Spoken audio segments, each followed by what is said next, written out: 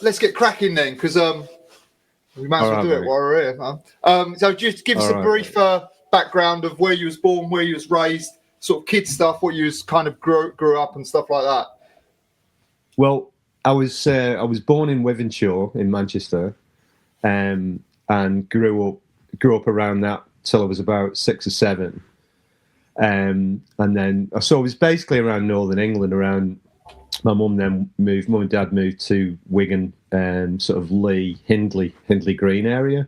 Okay. So and yeah, I'd always like my family who I grew up with. My granddad's, my mum's family had always been like trials riders and loved. We used to go to Speedway. Okay. So yeah, shout out to Belle Vue Aces, my favourite Manchester Speedway team. But it was huge back in the day, John, and yeah, that was my first love, really, watching Speedway, because we used to, it was just, I couldn't believe it. It was fantastic the way they went around the corners and sprayed the dirt. And so, yeah, what happened was, like, I grew up around there, and then it was just, when I think back to it now, it was all like, especially around Northern England, it was all like old mining stuff. So it was all like, it was when the mining was, starting to die out. And so what that left was a load of like good riding territory. And as you get older and you reflect back onto it, when you were younger, you didn't think like these were a slag heap, Yeah. So it was all the stuff out of the mines and stuff.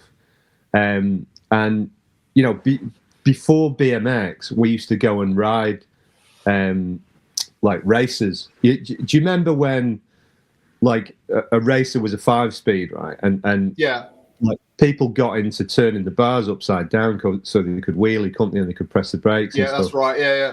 And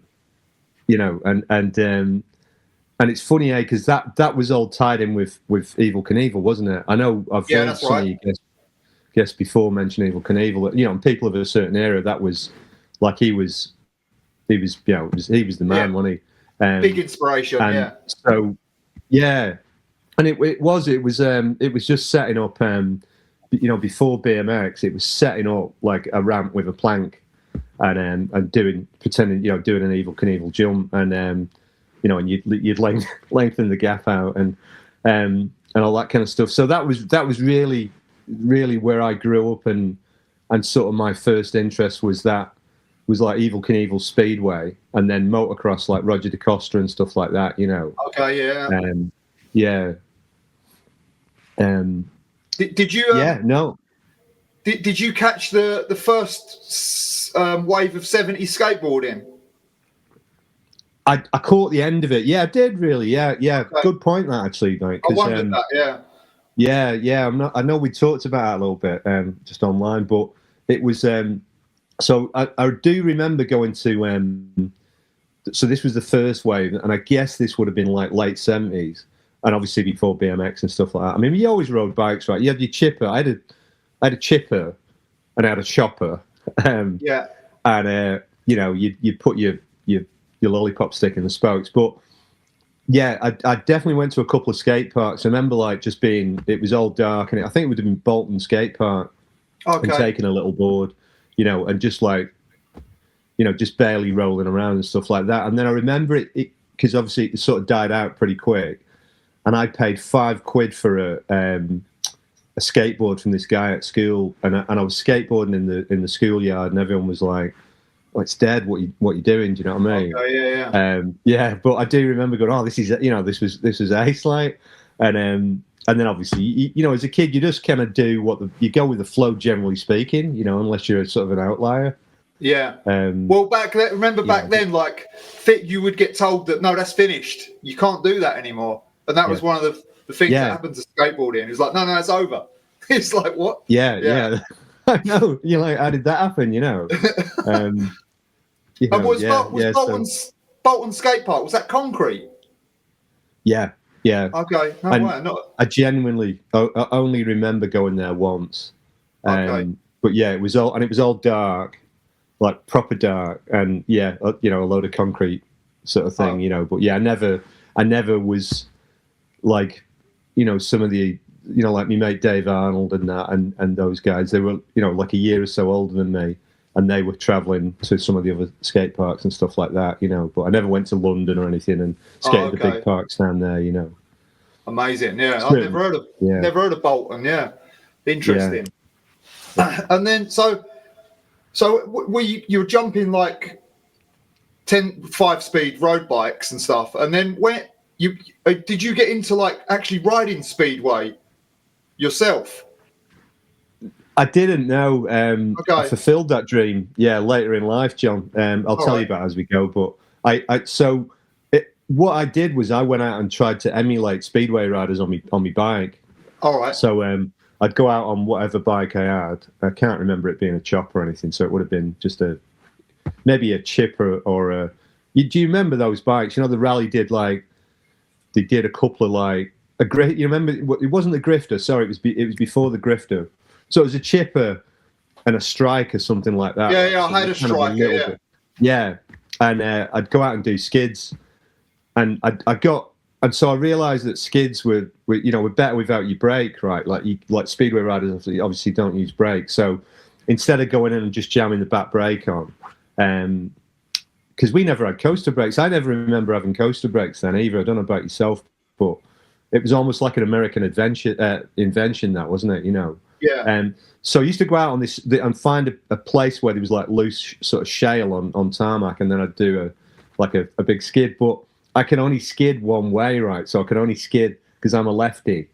I'd skid towards. So speedway riders come round that way, don't they? Like they lean to their left. Yeah, okay. And I'd lean to the right. So I realised I'd probably never make it as a speedway rider, But yeah, I used to wear my tyres out. My dad used to give me shit, All right.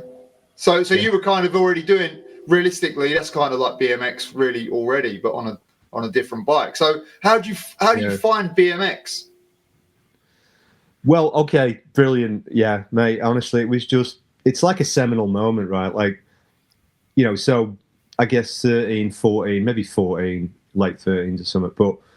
And this guy at school came and he said to me, I've seen these bikes in Halfords. You remember Halfords, right? Yeah, of course. And he said, I've seen these bikes in Halfords, and he said they're called Push Murray.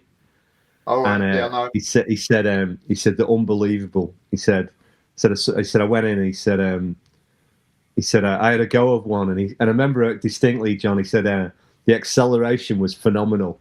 I'm thinking, it's not going to engine, has it? But I mean, at the time, I was just like, what? And he goes, yeah, it's BMX, right? And then the other moment that pops to mind, right, is I was watching Magpie.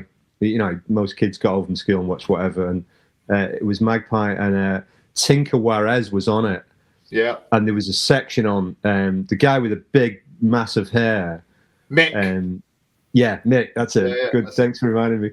He said, we've got this, this section about BMX in America and all that, and it was Tinker Juarez riding this bowl, and he came out of this bowl and he did a 360, and I just went, what happened? Like it was too much to comprehend, really. And then tied in with that is my mate going, they've got Push Murrays in Halfords, and then another mate of mine. So it was like there was a couple of, we're all thick as thieves. Like it was Andy Bennett. And there was Mark, I can't think of his name, a couple of other guys, and one of them said, we've got there's this shop in Hindley called Allen's. Okay. And they said that he's got like these BMXs in, right? So we go down, and because it was fairly close to where our school was, Mornington Road, and we go down and I remember going and across the road was a little patch of dirt. And it must have been Alan or something that was riding a BMX on it, and it was like an epiphany, I was like, what's going on? Was this bike made for? So it was like all the bikes we destroyed because you were trying to make them to a motocrosser, because we all want to be motocrossers and we couldn't afford it. And but there was this bike. So when you peered through Alan's window when we went on our lunch break, he had all these bikes. He might have had a couple of Robinsons, and he had a couple of Mongoose. He had a Mongoose Skyway and a couple of others. A CN, I think it was because Craig Burrows bought one of them. anyway, you know, he had proper BMXs, right, which he'd imported from America. So we used to just walk in there and just go, you know, this is amazing, you know, because he had a little, if you like it, well, a little track. I mean, I hasten to add, it was just a little bit of dirt with a jump, and that was across the road. So that's every sort of lunch break, we'd all just go down and have a look at these. And then that was coming up to Christmas, right? So all my mates, well, a few of my mates were going, yeah, we're getting BMXs for Christmas, right? Yeah. So that's really where we first saw BMX, right? And then basically I said to my dad, I said, look, Dad, I want a BMX, and I had £100, and Poosh Murray's, this particular Poosh Murray was £100, and I said, look, can I buy a BMX, right? And he said, no, you're not having one. I was like, I can't, you know, why? It's my money, I'll buy it, right? And I remember he distinctly said no. So I didn't know that my Uncle Paul had gone into Allen's, because he knew we all loved it, and he'd gone and bought me a Mongoose Skyway, which was £160. Yeah, so I, you know, the Skyway, normal Skyways on, and he, you know, I didn't know this, so we'd go in and drill, and I didn't know. So Christmas morning came. Long story short, I remember sitting there. I had like a black and white TV. It was the size of a bus. Do you remember when a little? Yeah. Like that big. And I went, you know, like, and I remember, and I opened another little present, right? It was like a pair of gloves, right? Emerald Bear gloves, these motocross gloves, and then I had a Mongoose jersey, and I was like, well, that's great. And I remember looking out the window, because we were in a street, and all my mates went in a big pack. Like, we were all riding, you know, Christmas morning, they opened the presents, they were all in a pack. And I was like, it was just like, well, I've got no bike, you know. And then my mum said something like, you know, you've not twigged on, have you? You know, and I said, no. She goes, go in the cupboard. And I went in the cupboard, and it was in the cupboard, the bike. So that was it, you know, like I was like, oh, flipping it. I've got a Mongoose, you know, because I wanted a Poosh Murray, right? And I'm kind of glad I didn't get a Poosh Murray now, because it'd have probably broken, sort of thing. So mind blower, right? Yeah, my absolute mind blower, John. Yeah, it's fantastic. Yeah. Wow. And then that was Christmas Day, and then Boxing Day. I don't know how this happened, but it must have been all linked in. But Alan and a bunch of us, we had a trip down to. We all went to Southport Skate Park. Okay. And that was the first time we rode. Really, you know, we had a day on Christmas Day. And then we went to Southport Skate Park and rode the skate park. A few of us who got bikes for Christmas and stuff, you know. And I think Alan was there, and for sure, I think Dave Arnold was there.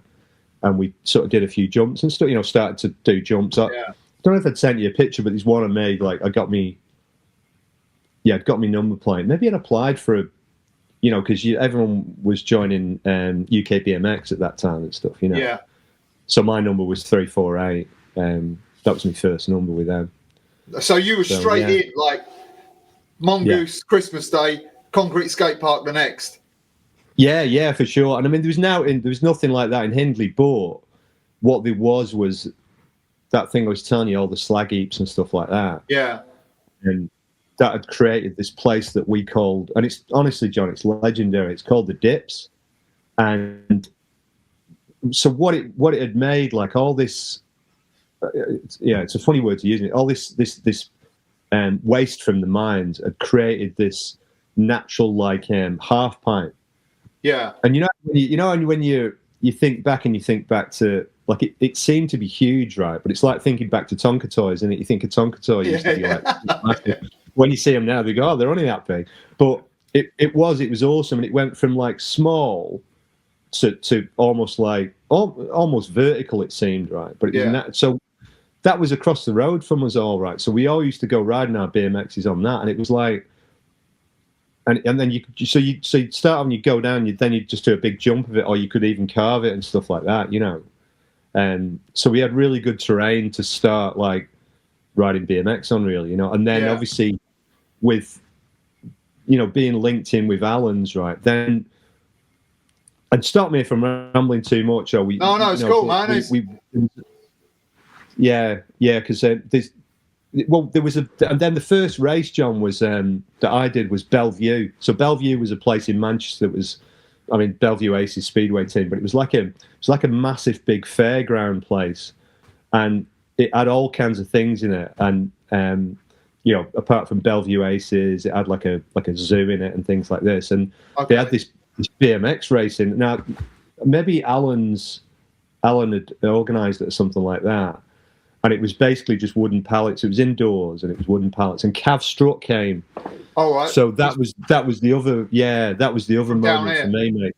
Yeah. And like he was, I don't know, like he should. Yeah, he's just awesome. I mean, when I saw him, I just went, I couldn't believe how good he was. Well, what year? Do you know what year this was?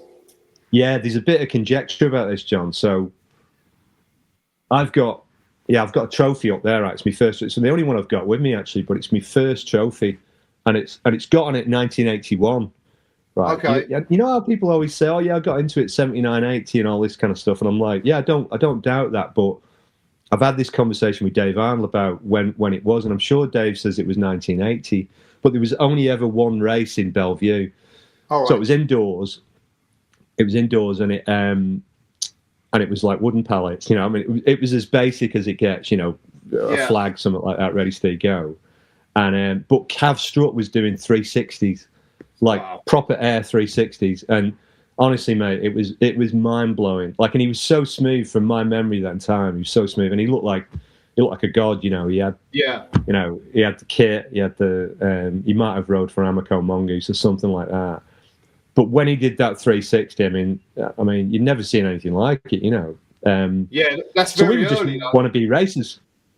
Yeah. It was pretty early, really. And yeah, and so I won my first race, right? I can't remember how it all came about, but it was, like I say, it was super basic. We were all just, I guess, pretending to be like motocross racers, and it was pretty cool to have something indoors as well. So that was the first race, and that was sort of where it was starting from there, And then I might have sent you a picture the other day, but it's a place called Partington.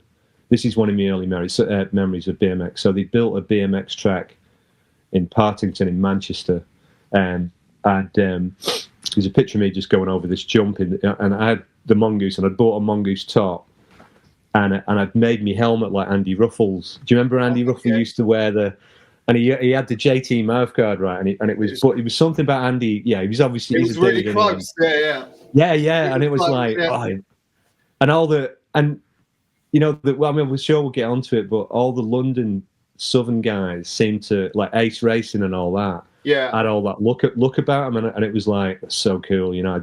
So I bought this helmet and jammed this JT mouthguard up, and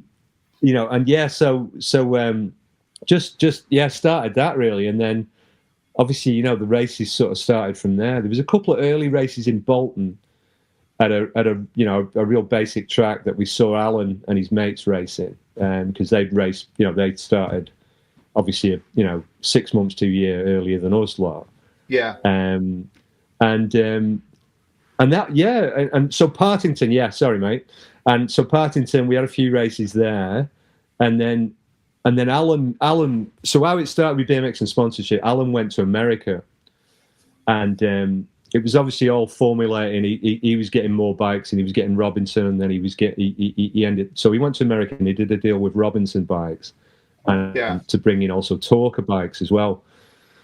So I was just riding and trying to be a sponsored rider. So I even borrowed a Robinson top, and borrowed my mate's bike, Jason Ramsden's bike, and tried to be part of Alan's team, right? Because Dave Arnold was on it, Craig Burrows, and they were the shit, right? Yeah. And I just wanted to be like them and be sponsored.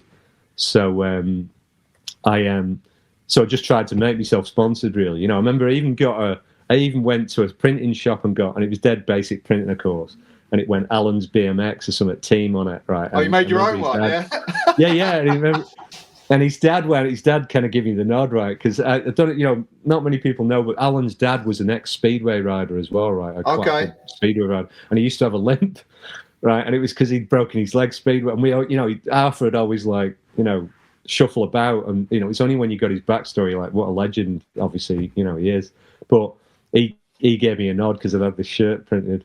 But Alan went to America, right? He did this deal, John, and he came back with these shiny new Robinsons, right, like proper, and he had a factory shirt. I mean, a real factory shirt. The the wannabes, right? And I don't mean any disrespect, right? But the Big R, it might have said team on it or something like that, but proper factory riders had like in between it had a gap. You know what I mean? That was the factory Robinson shirt. So he came back, and I was like, "Oh, that's amazing!" You know, from memory, like I was only, I think, 15, and he went, "I've got something in the box for you." And I went, "Oh, no way!" And he pulled out a Robinson frame and forks. Okay. And he had Max, yellow Max racing pants and a Talker jersey, and a yellow Simpson helmet. And he went, "There you go, you sponsored. I'm going to sponsor you on Talker." Yeah, so that was how I came to be a Talker rider, you know, sponsored Talker rider. And then how many races had you done at that? Like, how did you get so good, like, at that early stage? Just time on the bike.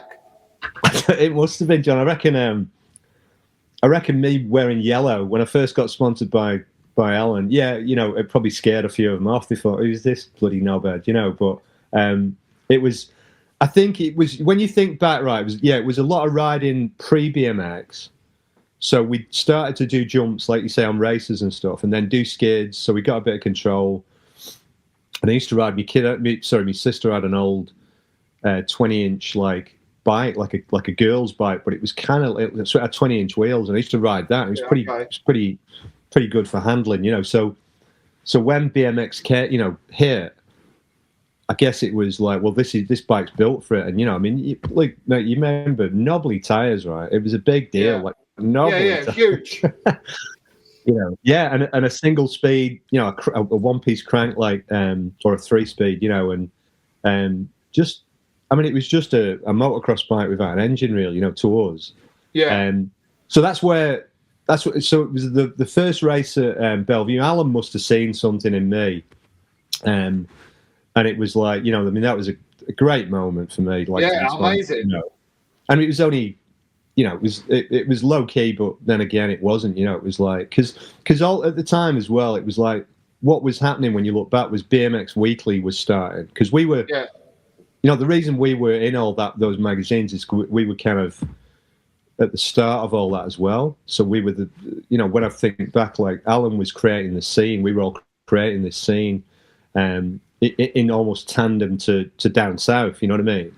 Yeah. And then Alan was super proactive because he'd sorted out the Robinson team, and then he had me on Talker, and then he got a guy called Scott Barber from down south, a youngish kid who was super fast. He got him on Talker, and then eventually there was a few of us, Terry Lloyd and people like this. But so we all used to pile into his van.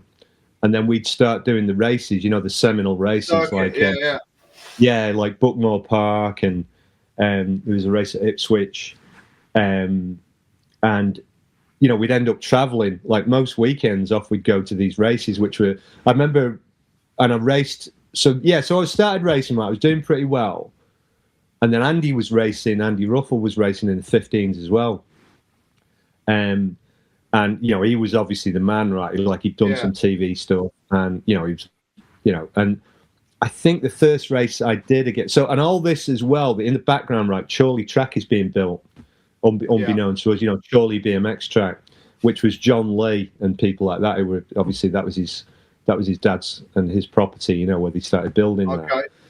But I hadn't met John Lee, or raced him at that point. And I remember we went down to Eastway, right, in London. Yeah. Where it was like, I think it was Ruffle's home track. That's right, yeah. Yeah, and I made the main, and I was in the yellow, right, and Ruffle, and this was showdown, right, the first showdown. Yeah. And I so much wanted to beat him, right, and he duffed me up on the first berm.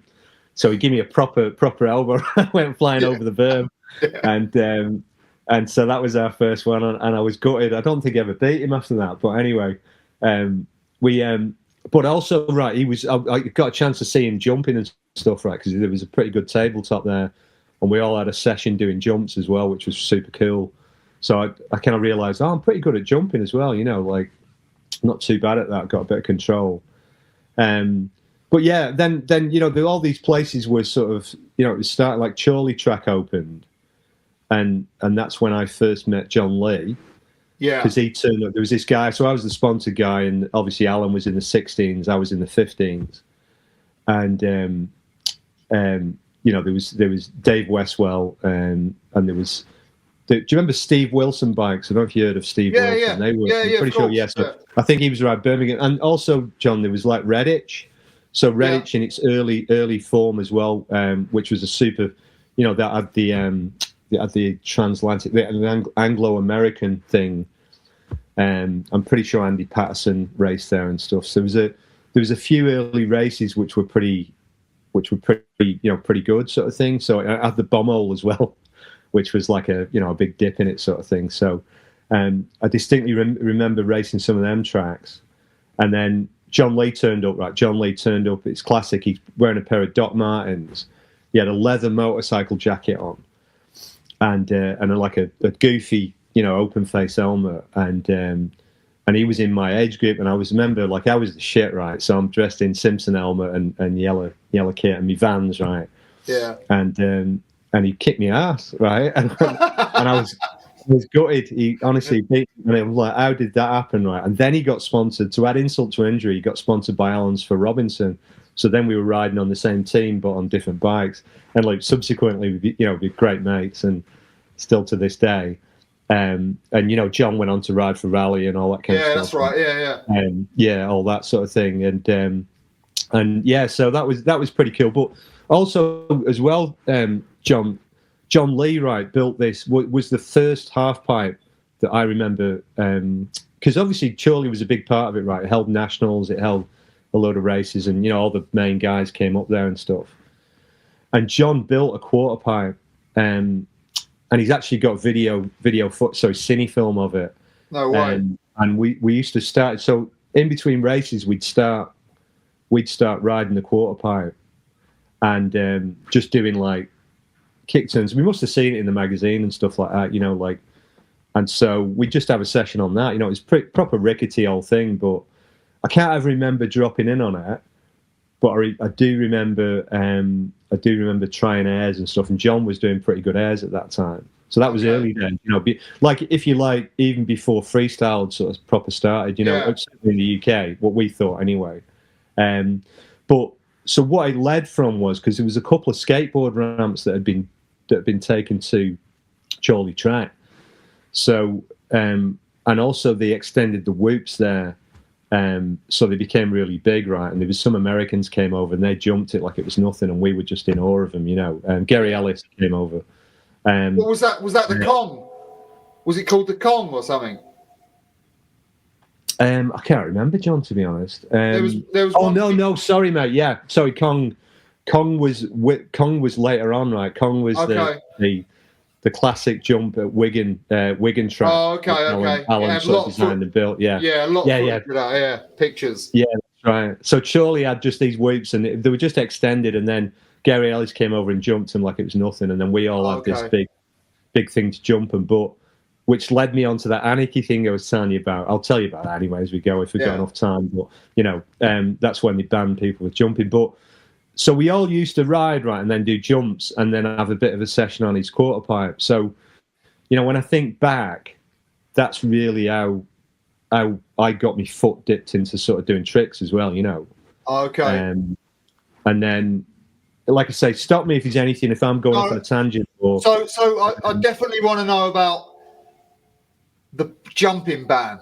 because I've never heard that story before. When you said that, I was like, whoa, what? I've never. So let me hear about that, because I'm very interested in the jumping ban. It was a day that will live in infamy in history, John. I'll tell you. So the whoops had been extended, right, and there was from memory, I'm probably adding in a few things here, and I had learned to jump them, and I literally they were so big at the time, right, that me and John, because I used to go and hang out with John, no one had jumped them bar the Americans. And I put down a mattress. We figured out a mattress and in between. So if you endoed, you'd get away with it generally. Then I put a board on it. So then started to get closer, and then I sort of did it. And then I remember the day, like I was the first UK guy. I can definitely claim that. and we moved the mattress, and this was it was on, right, and I hit it and cleared it. So then it was a big deal, right, to do it in the race because no one had seen any UK people do it. And there was I think it was a national round came up, or it was a fairly big race at Chorley. So a bunch of people had learned to do the jumps, right, and one of the guys involved in mid-length BMX at the time, it might not have been him taking the decision, but so we're all in the race. I was racing against a guy called Mike Chilvers, and he was a really good racer, you know, Mike. And I know his name, yeah. Yeah, and there is pictures of. So I can't remember who did it first, right? It might have been Terry Lloyd. Terry Lloyd racing the 14s for Talker, and he jumped the whoops, and it was just natural because that's what you did, right? Like you know, no one was thinking it was dangerous or anything like that. It was just BMX, right? And they suddenly said, right, the organisers, the management of the meeting was like basically said, you can't jump the whoops, it's too dangerous. This is during the races, and so we were just like, what, you know? And Alan kicked the spat the dummy out. So I jumped it in front of Mike Chilvers. So there's a picture of me doing a big cross up. Mike Chilvers, and everyone else is riding them, and then everyone else started jumping them, and so you can imagine, right? Like all the organisers, just it was pure anarchy, right? And there's a picture of Terry Lloyd, and he got to the whoops, he's leading, and he stops, gets on his bike, and lifts it above his head, and walks across the whoops, you know, and it's like a protest, and then it was on, and then like when you get to the finish line, they go, "You're finished," right? And it wasn't like. It was, and they even put on a little letter. I might have sent you a little screenshot of it, and it said, "We will not tolerate such insolence in BMX racing," and you basically banned forever, banned for life for jumping the whoops. Oh, really? Yeah, it was UK BMX. It was the UK BMX might have been tied into it, but it was mid-length BMX. Okay. I don't want to, pin the blame on any particular. Yeah, no, it's all right. It's a long time past. It was, but it was. I'm sure, things have, too much water under the bridge now. But like, can you imagine that happening today? Like, imagine them saying, "Oh, you can't jump that step up triple." Yeah, it's a bit dangerous. Like, even for them, it sounds crazy to me. Yeah, like, yeah, it was. Well, and you guys, because obviously you all like kicked up about it, so. Yeah, it's that's right. Crazy sounding, no matter what era you're in. Yeah, it was anarchy before we knew what anarchy was. You know what I mean? Like it was pretty cool. Like we were fully rebelling what we thought against the system. You know, so. No way. How many people got that letter? Do you know? I think it might have been. I think Terry Lloyd got the brunt of it. Right. I think Terry really rubbed him up wrong because he jumped the whoops. And then he just got off and carried his bike, and this was like a proper slap in the face to him, you know. Yeah. So I think it might have been directed at Terry or something. Or it might have been, it might have even been an open letter in like BMX Weekly or something. Oh, okay.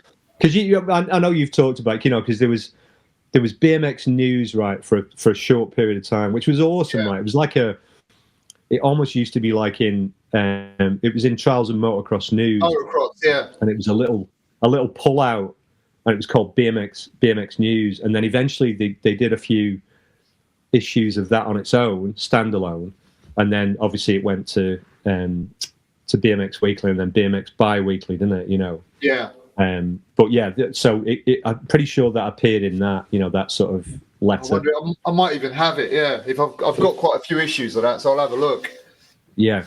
And what about what was it like going to Alan's shop, like in those early days? Like, was Alan was a bit older than you, right? Yeah. It's a good point that.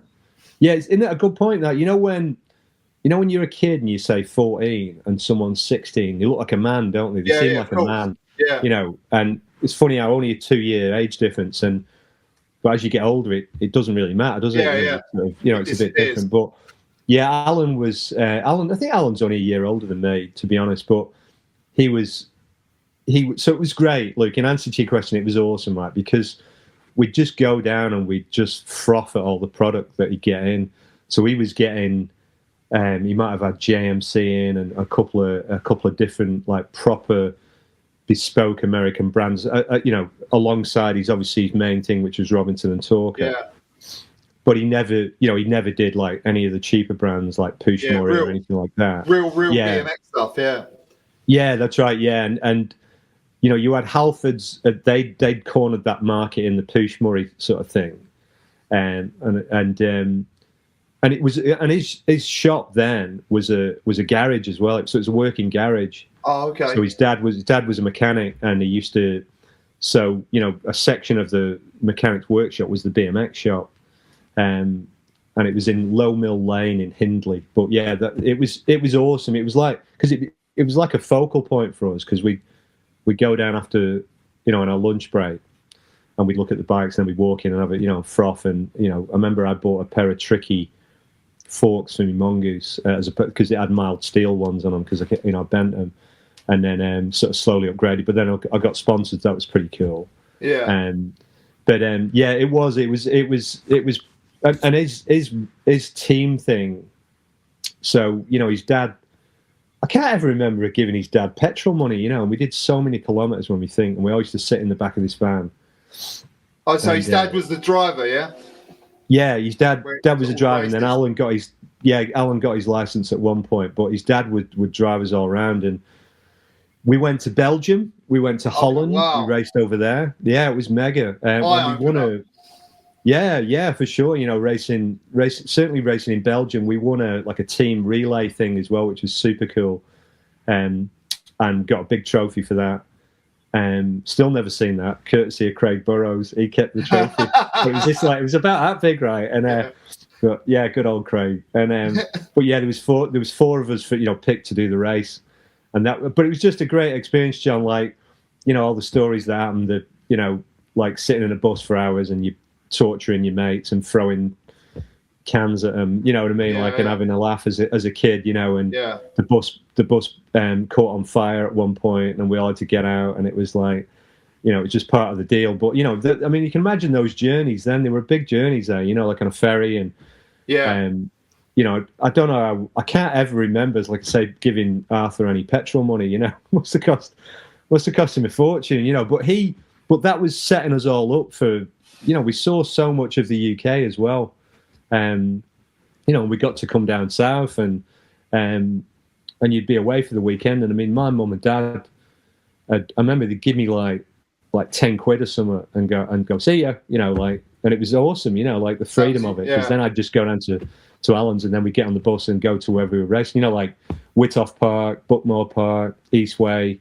And that's, then I ended up second in the national champs to Andy, So then I went up into the I remember I had a number two, I could put a number 2 on my plate as opposed to the 348, which was pretty cool, And I'd rather the number 1, but anyway, and Andy had that one sewn up, and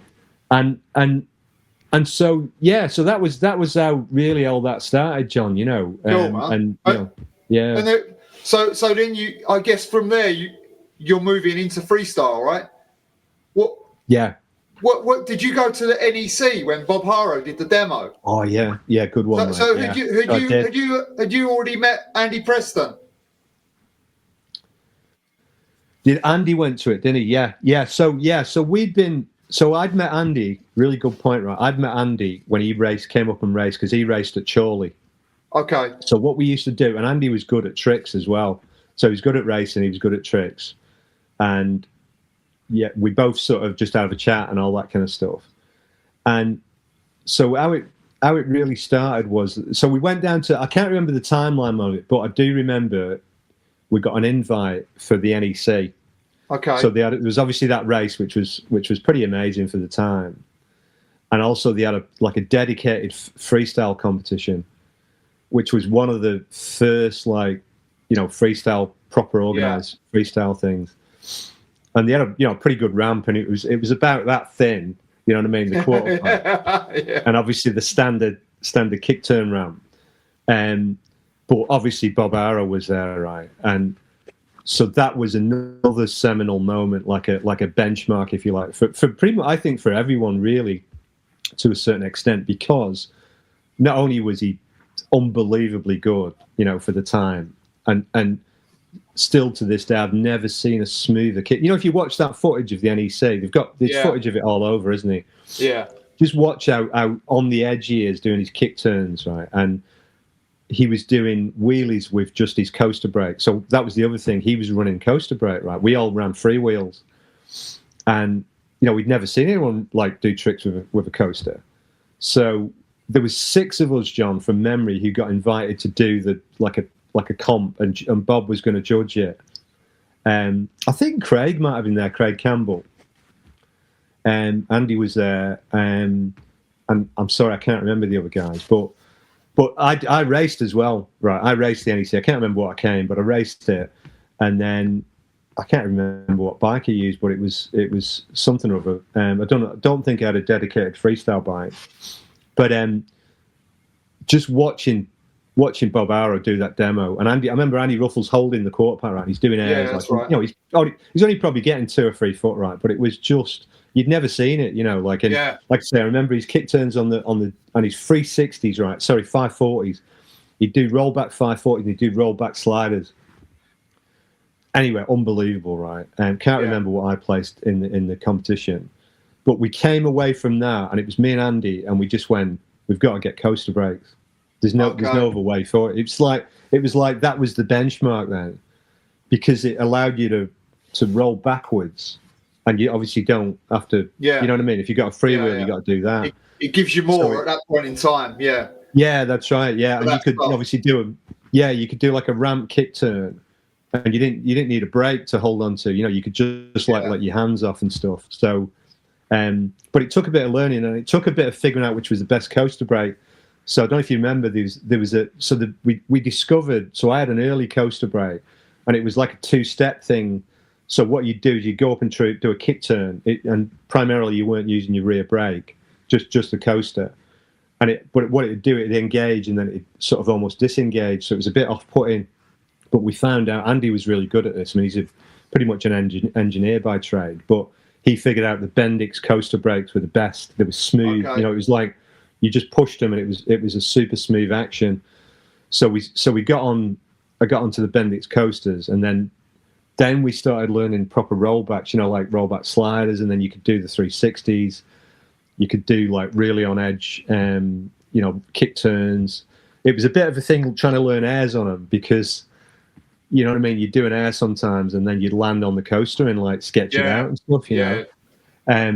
But that, so we were dipping our toe in with that, and that was the first comp. And I wish I could tell you more about that NEC, but other than it was the shit, you know what I mean? It was the deal, you know. I mean, it got a lot of magazine coverage. Yeah, 100%. Like Bob Arrow was, you know, I just worshipped at the altar of Bob Arrow, because he was so smooth, and he was instantly. I was like, I want to be Bob Arrow, you know. I want to be as smooth as that, you know. And you know, really, you look back at it, and it's very basic, isn't it? What he's doing, right? Like, with all due respect, you know, I mean, it was fantastic. It was so. But not for them. You've never seen. You've got to bear in mind that most people were just like doing like a foot-high jump over a crate or something. So it was like completely space age, that stuff. Because from me, you know, when I see it, I'm like, wow, this is it. This has arrived, like a new planet. Yeah. So man, for sure. So, and then like, is this at the same sort of time that the BMX Weekly's now turned into a magazine, right? Yeah. And you guys are already you're the BMX bi-weekly trick team. Is that at that point? No. I'll tell you what happened. So still a bit before. Yeah, it was Alan introduced me to Martin Higginson, right? So Martin Higginson will probably correct me on this, right? But he'd asked Alan, is there anyone who'd do some testing on bikes? And I think Alan had been invited to do for the BMX Weekly mag. Sorry if my screen's shaking. And he, so I was the one of the BMXers who, if you said go and do that jump or jump that whatever, I'd just go and do it. You know, like I was a bit less, didn't worry too much about me physical body. Yeah. And so we did a couple of tests. So we went to Morecambe, where they were based, which is in northern England.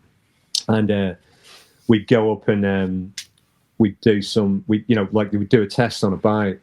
And I was just, it just rolled into that. And Alan got me some stuff, got me some kit printed up, so I looked proper factory. So I'd go and ride, like I remember riding a 26-inch cruiser for them, and they had a Morecambe BMX track, which was wooden ramps. And, Nigel or Martin had taken some photos of us, of me, generally.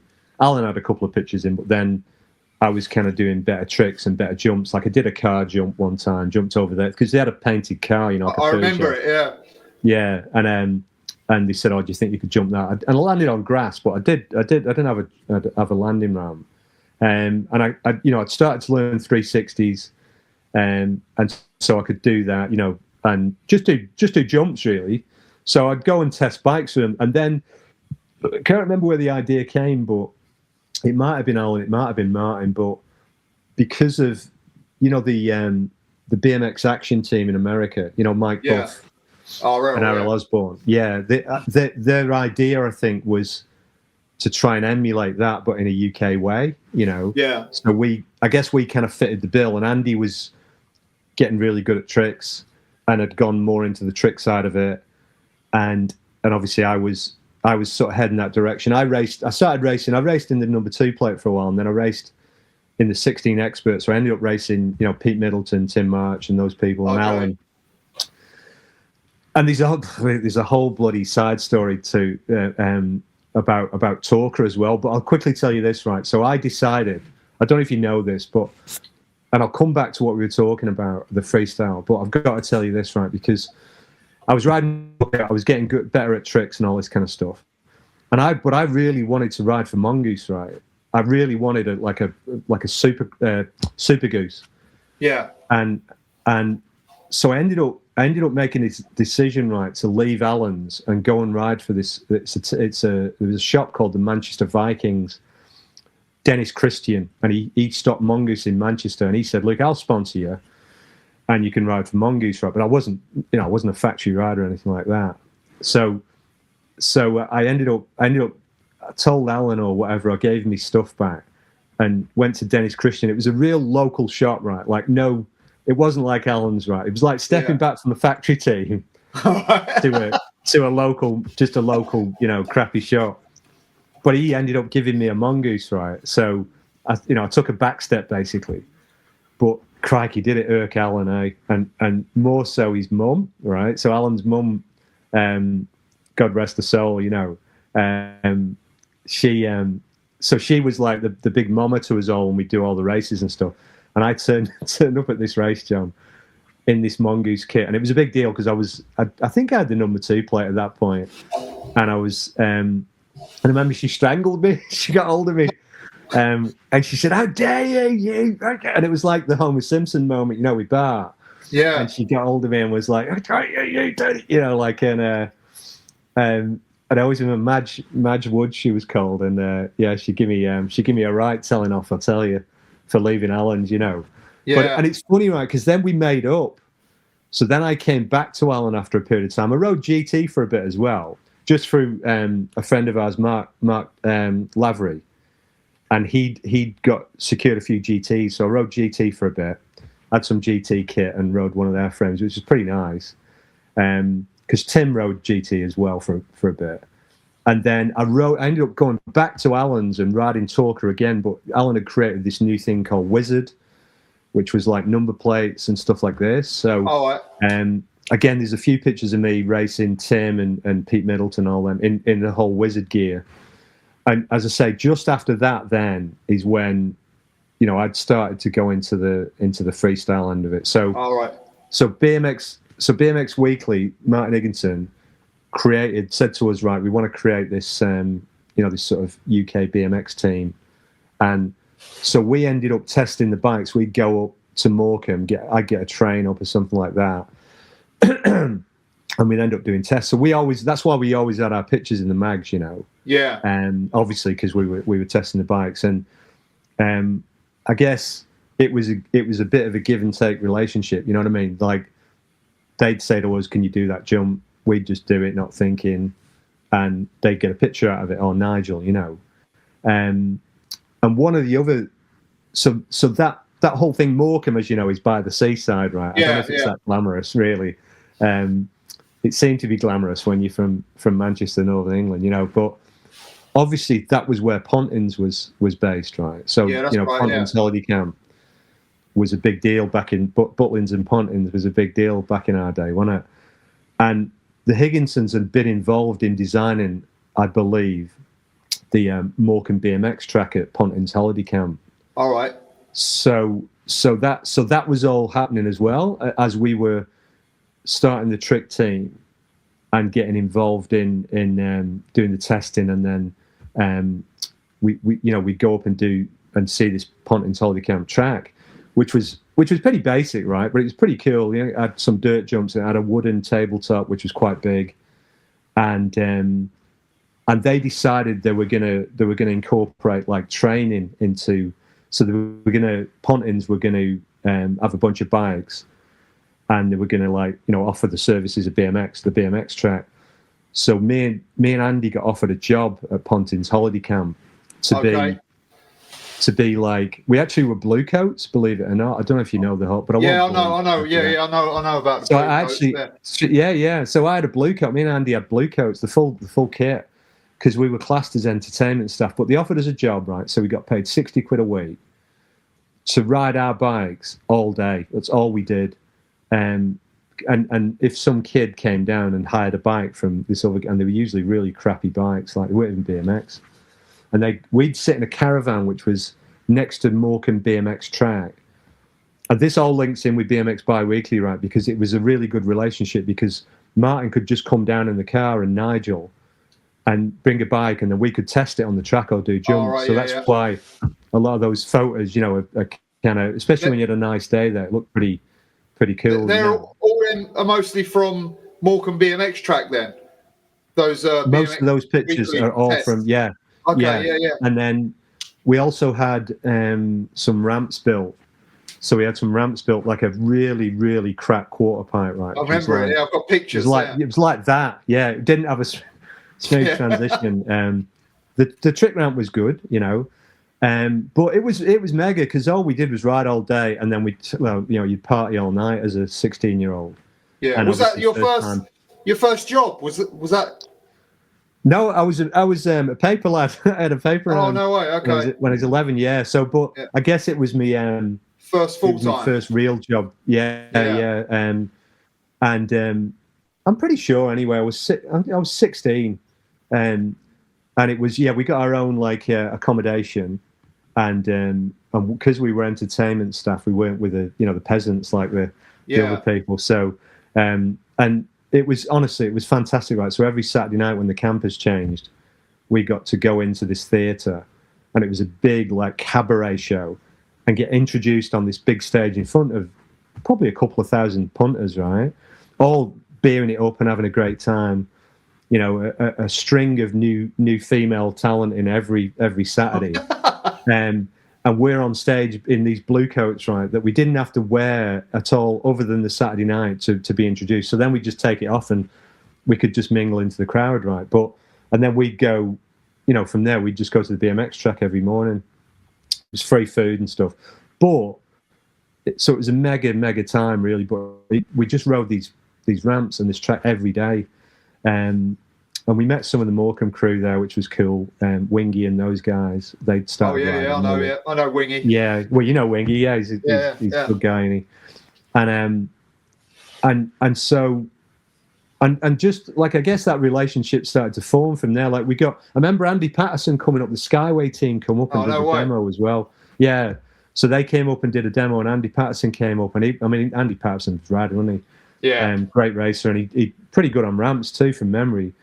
Craig Campbell might have been riding for him then, or just started, but it was all early days, we hadn't so not long after because the Pontins thing probably for us lasted, just a season, so it was probably only a few months, really, although it seems like a lifetime, right? But and at some point after that, John, after the sort of Pontins, because I don't know if they started racing yet proper, right? Because it really went into racing. Pontins realised that they could make a few quid off this, right? If they started running races there proper, like nationals and stuff.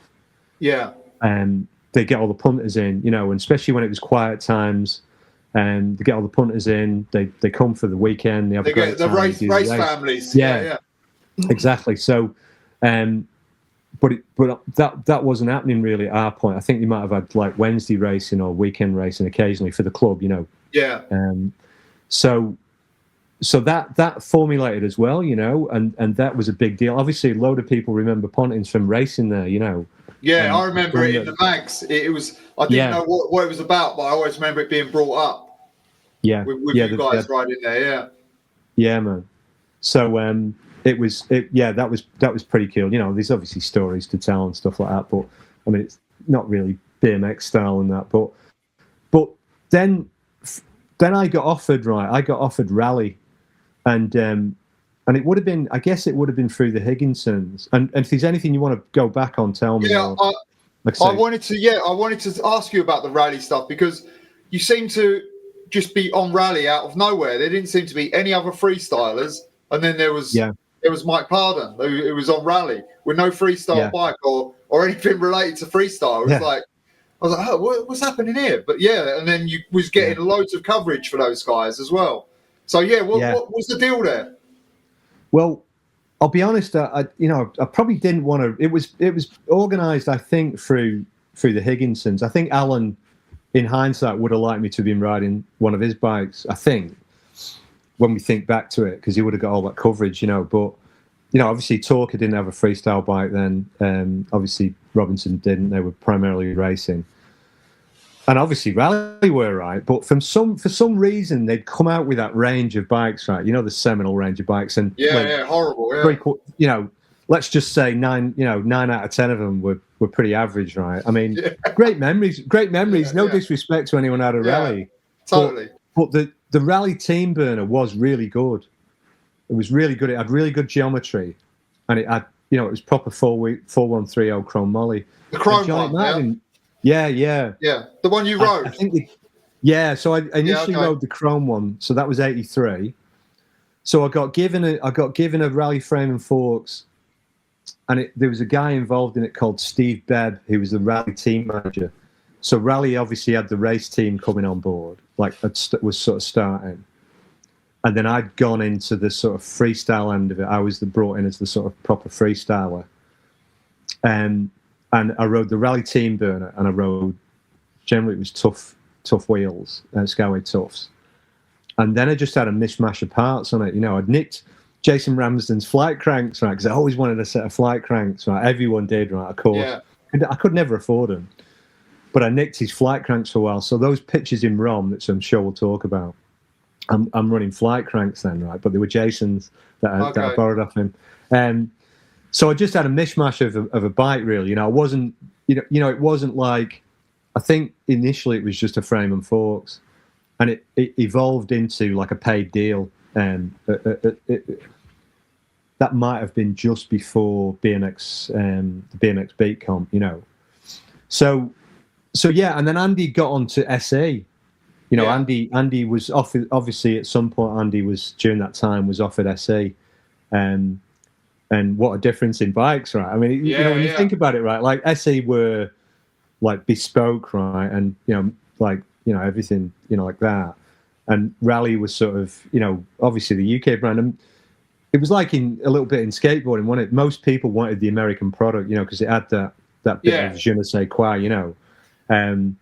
But I didn't mind. Honestly, the Raleigh was great. It was a really good geometry. I enjoyed riding it. And you know, remember when you got all those, what's the word? But you got all those fittings. You could, you know, BMX started to evolve in freestyle, and you had a ramp stand, what you put on the frame, the top. Yeah. Platforms and stuff. Yeah, that's right. All these weird things. So you had the bars. At one point, you had like the CW bars. Because I was looking the other day. Yeah. That's right, really mate. Tall. Yeah. Yeah, good point. I had a couple of little sponsorships. I had one for parts and stuff, and it was a place in London. God, I can't think of the name, but yeah, a couple of places. CW give me some bars. Okay. And then I started to get a few more sponsors. Yes, give us helmets. and I obviously had the sort of rally kit and stuff like that. You know, it's no big deal then. What was the Mirage thing? Was that Alan's? Yeah. So okay. Alan always had a couple of little things going on, and you know, you had the Wizard thing, which I'd mentioned, which was kind of like, it was like jerseys and stuff like that, and I think they did number plates. Forgive me, Alan, if I'm getting this wrong, but I know there was the Wizard thing. I think Alan started that, but definitely Alan started Mirage. Oh, that was so okay. UK was it? Yeah. So wow. Yeah, man. So he made number plates. So and he made bars as well. So he came out with bars. So that's what I wanted to ask you about the bar, because I remember the bar was like it was like an X shape, wasn't it? And it was like, what do you call it? Nasty crossbar or something. That's right. And he was like, he was biting on it, like, and I remember that ad as being like, that had a lot of. It wasn't a normal BMX ad. When I looked at that as a youngster, I was like, what's going on here? Like, because your hair was like spiky and stuff, and like it just looked cool. Like it was like it was too far advanced for the rest of BMX. So those bars, they didn't sell many of those, I guess, right? I don't think so, to be honest. Does that seem like was that your bar? No, it wasn't. No, I never got anything like that. It was Alan who designed it, and I was obviously starting on my punk type phase or whatever, or I was because as you know, like BMX was going into the 84, 85, it started going into the neon. It was terrible, like bubblegum period, right? Like it was a bit, and we dipped our toe into skateboarding then as well, right? And obviously skateboarding was kind of a lot more hardcore, if you like, a lot more like culture. It was just starting, and looked down on, right? And it had obviously the music culture with it as well, which kind of BMX didn't have, I mean, certainly not with the music they were putting out. But yeah, there's a whole thing there, isn't there, with the music and the TVAM stuff we did and the BMX beat. But yeah, so Alan did that, John. He made those, and I had did a couple of adverts. That was kind of later on, I guess, because I'd had the spiky and I had an earring and all that. I thought it was proper radical, but it went into my mind that, because I still remember that ad. So I bet you remember the T-shirt, right? The Dead Kennedys T-shirt. Do you remember that? I was wearing a Dead Kennedys T-shirt. No, I don't remember the T-shirt. I just remember the biting the crossbar and stuff, and he's just like, "No, this is cool. It's black and white picture."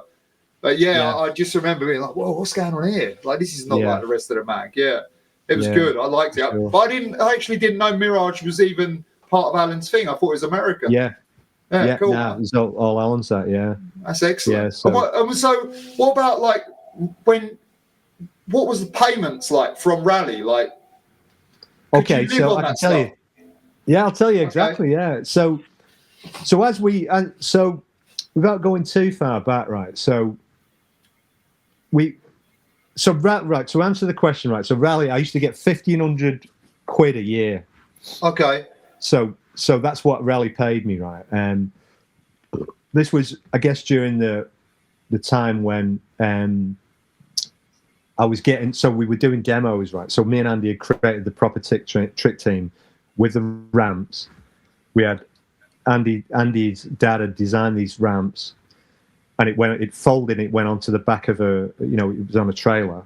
Yeah. So you just pulled the trailer, stuck it up, and it had a trick ramp as well. So we were making money off doing demos, right? We used to get pretty much 60 quid a demo. And sometimes we do 2 or 3 demos a day, right? Generally speaking, probably 2 demos a day. So different places. Quid.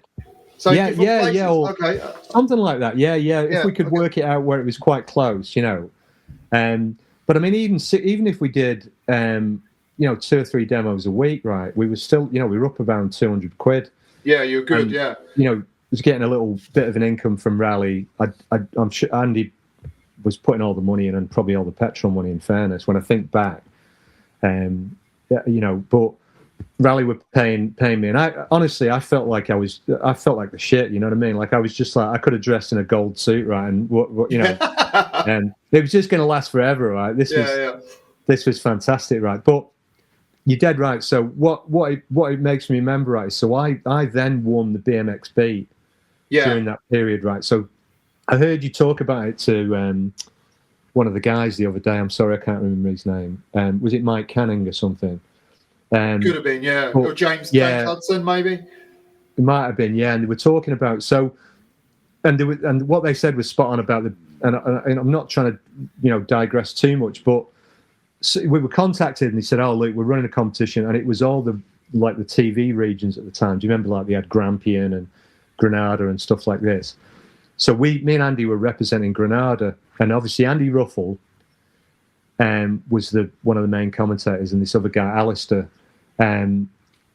But you know the story, right? We went up to that. It was a weekend. It was filmed over a weekend in Carlisle, and I ended up winning it, right? And so great story here, I reckon. Anyway, John, got to tell you this one, mate. So what it was, right? It was sort of the early days of freestyle when UK BMX were trying to get the head round how do they deal with freestyle, because they sort of had a handle on racing. And so what they decided was you had to do, like compulsories, like ice skating. Yeah, that's right. Yeah. So they had one section of compulsories and one section of like freestyle, which was absolute bollocks, right? Yeah. Like, I mean, and I just remember going, we did it, right? And I could do the basics pretty good. That's all I'd ever done, right? And at this point I was like 17, right? And people like Craig Campbell and let's say Dave Young. It was Dave Young who was speaking about it the other day. Yeah, that's right, Dave. Yeah. And I met Dave for the first time. A lot of us met for the first time then, at that comp, and so it was pretty cool to see. And I remember Dave was super cool.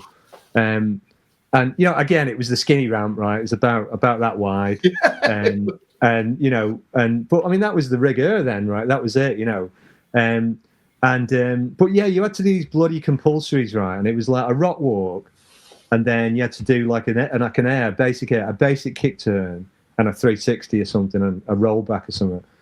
And I could do them in my sleep. Yeah. So I got a really good score in the compulsories, and then I did pretty average in the main freestyle comp. It was where you had 2 minutes to do whatever. And I was shitting myself, honestly, because, it was one of the first times, where they had cameras, proper TV there and stuff like that. And, but anyway, I won it, right? I ended up winning it. And you can see, if you ever watch it, which, why would you watch it? But if you did, you'll see me face. I go, what? And then I go, oh. I kind of went, what? And then I went, all right, I'll take it. I'm having that, right? And Andy came second, right? So obviously that was ace for us, right? Because, we were, the BMX trick team, first and second. Yeah. And what that was, right, was a glimpse into the young up and comers, like Craig and people like that, right? Because you could, like I was probably I guess I'm just making it up, but maybe 2 years older than Craig, right? And people like Jess, right? Yeah. And you could see they were going to be next level, like I could see it for sure, right? But I was like 2 years older, and I still wanted to beat him, but I kind of, at that point I was getting to, my 5 foot airs were probably where I was going to stay. Yeah. Whereas they were going to take it next level, like I could do stuff, I could do, crosser pairs, I could do 1 footers, I could do 1-handers and stuff, but they were starting to go. Those guys were going next level, So that was a glimpse into those guys. So obviously that was good for us, right? Because then we got a management company. Andy arranged this guy to manage us, and he took us under his wing, and then he started booking us demos and promoting us, and that's where TVAM came in. You remember Roland Rat? Yeah, of course. Guys and all that kind of stuff, right? And then the Wide Awake Club, right? So, because the Wide Awake Club was the thing on the Saturday morning, right? Early Saturday morning with Timmy Mallet and all that. That's it, people, right? So So that we got offered to do that, to do that show, to make that show. So we obviously got paid for all these things. And I can't remember figures, John. It wasn't much, you know what I mean? It was normal. But that TVAM, so on the back of me winning, me and Andy getting first and second in BMXB, and us getting this management guy, we started to get a lot more attention, a lot more work, you know. Yeah. And people wanted us to do demos, and obviously the Skyway team had come about, and they were doing, you know, their things. And we ended up, you know, there's one massive demo, and I think it was at Maidstone. And honestly, mate, I reckon there was 3,000, maybe 4,000 people when. Oh, no way. It was a Skyway team. Yeah, it was, and we had to get chaperoned into the venue, and it was just a sports hall, right, with seats, and it had the ramps. But I remember the quarter pipes were up against the wall, and there was a window about 6 foot where people could stand and look, and it was all kind of lit dark and stuff like that. But I remember that demo, right, because of the amount of people, and we had to get like literally chaperoned in because people wanted a slice of us, you know. Yeah. And it was like, whoa, this is, you know, like flipping out, you know, and you know, we'd sell stickers, right? We when we were doing our own demos, me and Andy had set up a little sticker thing. Do you remember when stickers were a quid? Yeah, totally, yeah. And honestly, we'd make 200 or 300 quid in a demo. People just buy stickers, so we could top up, you know, our money like that as well. But that led on to TVAM, and we went down to and again, stop me if I'm going. I think that Maidstone demo was covered in action bike, wasn't it? It was Ruffle hopping the. I think it was, yeah. I remember it, yeah. Stupple, yeah, because Stupple was handing out an autograph to someone as well. Yeah, that's right, Billy. That? Yeah, sorry, Billy. Didn't mean to not mention you, mate. Billy's a great guy, yeah. But Billy was. So Billy came up to that Morecambe demo I was telling you about with the Skyway team as well. That's when I first met Billy. I'd forgotten about that Billy, but Billy was rad too. Was super cool. We ended up racing BMX together as well, you know.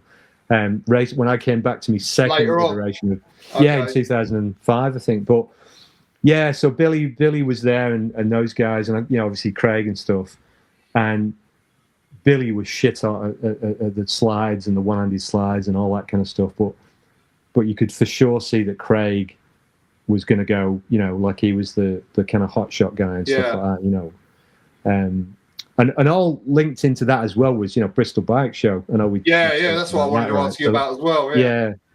So, I mean, I guess there's a couple of points, but we ended up getting invited down to the Bristol Bike Show, and it was pretty bad from memory, right? Honestly. They organised a freestyle comp, which a bunch of us judged. I think it was Craig and Andy, and they judged the freestyle comp. You know, we did demos as the Skyway team did a demo. Yeah. The Talker team might have been there. I don't know, because Alan did set up a freestyle team. I think Terry Jenkins at some point. Andy Irwin. Yeah, Terry, me nemesis Terry. But anyway, we get on now. But yeah, Terry was another one who was like, you know, shit up. Yeah. And you know, but yeah, there's a whole backstory. But yeah, so we did the Bristol Bike Show, which is pretty cool, right? They made that video, which is terrible, isn't it? I mean, God almighty, it's painful, right? But the ramp was crap, right? Excuses out the way, right? But the ramp was crap. You couldn't. The roof was too low. You couldn't really do an air on it. So, but I guess the people who came had a great time. You know, there was product there. Shiner had a stand, and my relationship with Shiner was sort of developing as well at that point, you know. Okay. And Shiner would have been, I'm pretty sure where's Shiner SE? I'm sure they were, right? Shiner was SE, yeah. And maybe Skyway as well, possibly. Yeah, could have. I know they were for sure vans, right? And they were a lot of different brands that, you know, then we were getting through Shiner. So that was where mine and Andy's relationship with Shiner, which was seminal in my career, was starting, you know. So yeah, so that was that. I mean, there's nothing really to tell, John, too extravagant about the Bristol Bike Show, and it was crap, and you know, but that video was terrible. I mean, I think it was Nigel who was commentating, and it was like it was bloody painful. Sorry, Nigel, if you're watching, right? But lightning wheels. was the video. Yeah, because so Nigel, I don't know if you ever noticed, right, but I know you talked about the magazines, right, and I thought your points on it were spot on, right. So you definitely had obviously the American mags were the shit, right? Like, yeah, you know, Action Bike, Official BMX was pretty cool, right? Like it had some really good pictures. And also BMX Weekly started to have good pictures, but then it'd have a bunch of like real weird black and white stuff. And often when we did tests for Nigel, he went through a phase of like real arty phase where he'd take pictures looking up. Yeah, okay. And use a lot of filter stuff, you know. So we'd end up doing a massive jump that, you know. But I mean, he was just exploring and learning. He was a young guy himself, you know. Yeah. And it was trying to, I guess a lot of it was all trying to emulate what was in the American mags to a certain extent, you know. But I think they struggled because they were bi-weekly. Like, you couldn't gather the real good stuff to put in there that fast. Yeah, that's right. That's what I assume now. Like, yeah. I mean, it was always, that's right. I mean, apart from covering local racing, right, and you know, all that kind of stuff, there wasn't really much, you know. There was an odd gem of it. I mean, obviously, you remember the Ron thing, right? I mean, that was There's a few that stick in my mind. That was freestyle BMX. So they brought out the. Yeah, it was. Yeah, you're right. Sorry. I've got it here. In '84, they brought out that one, didn't they? Which I guess was. This is the second issue. That's you on the cover, right? Yeah, that's right. Yeah, there was a pull-out. And I really liked this because I'd been to Rom a few times at this point, and then seeing you guys there, because I'd never seen you or Andy ride anywhere down south, was like it was like really good. I like this spread here. Yeah, I know, me too. It's probably some of my favourite pictures. Yeah, I really really affected me, that one, and this spread as well. That's really cool. Isn't it? Like, it's the reason Andy's sitting on the car there. That's our old Andy's old Land Rover, what we used to travel around in. You see, so we stoked. Eh? Look, there he is there, because he said he didn't really like Rom, but that's a pretty decent. Yeah, that's right. Yeah, he didn't click with it. You know, Andy was never. I'm sure he'll admit it, but he was never a big air guy. You know, like he wasn't super. You know, he could do airs, but he was more like a ground type guy. That's a decent one there. And how did that mag? Do you know much about that mag?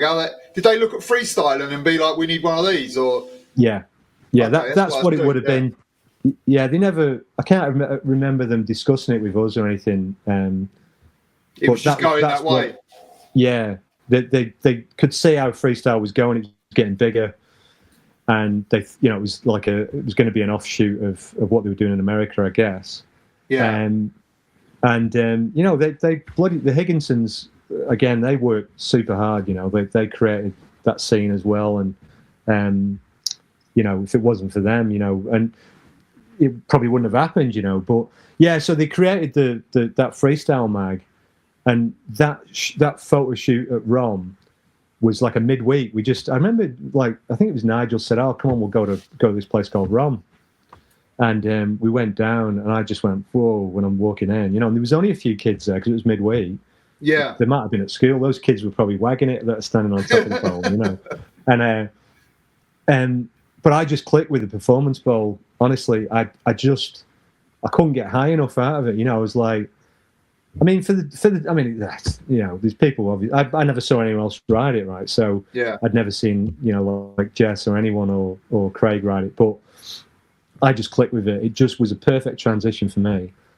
So that's why there's a load of pictures. I could do some really fairly big airs at that point. Yeah. Andy did an air. He did a couple of good airs, and then he had a bit of a stack. I remember. Oh, okay. Sort of put him off a bit, you know. Yeah. Because you know it's a different deal on concrete, isn't it? But but that was great. I just love that place, and I'm sorry I never got back to it, you know. But we never. Went to the competition. You only went once. Once, yeah. I rode it again, but just as a, if you like, a privateer. I went back with Dave Arnold and a couple of mates, and took me BMX at the time and rode it again, and I rode it on a skateboard. Okay. So that was I don't know, it might have been 85, 84, 85, but I wish I'd have gone to the King of the Skate Parks comp. Yeah, I was there, yeah. Yeah, why we didn't go, I don't know.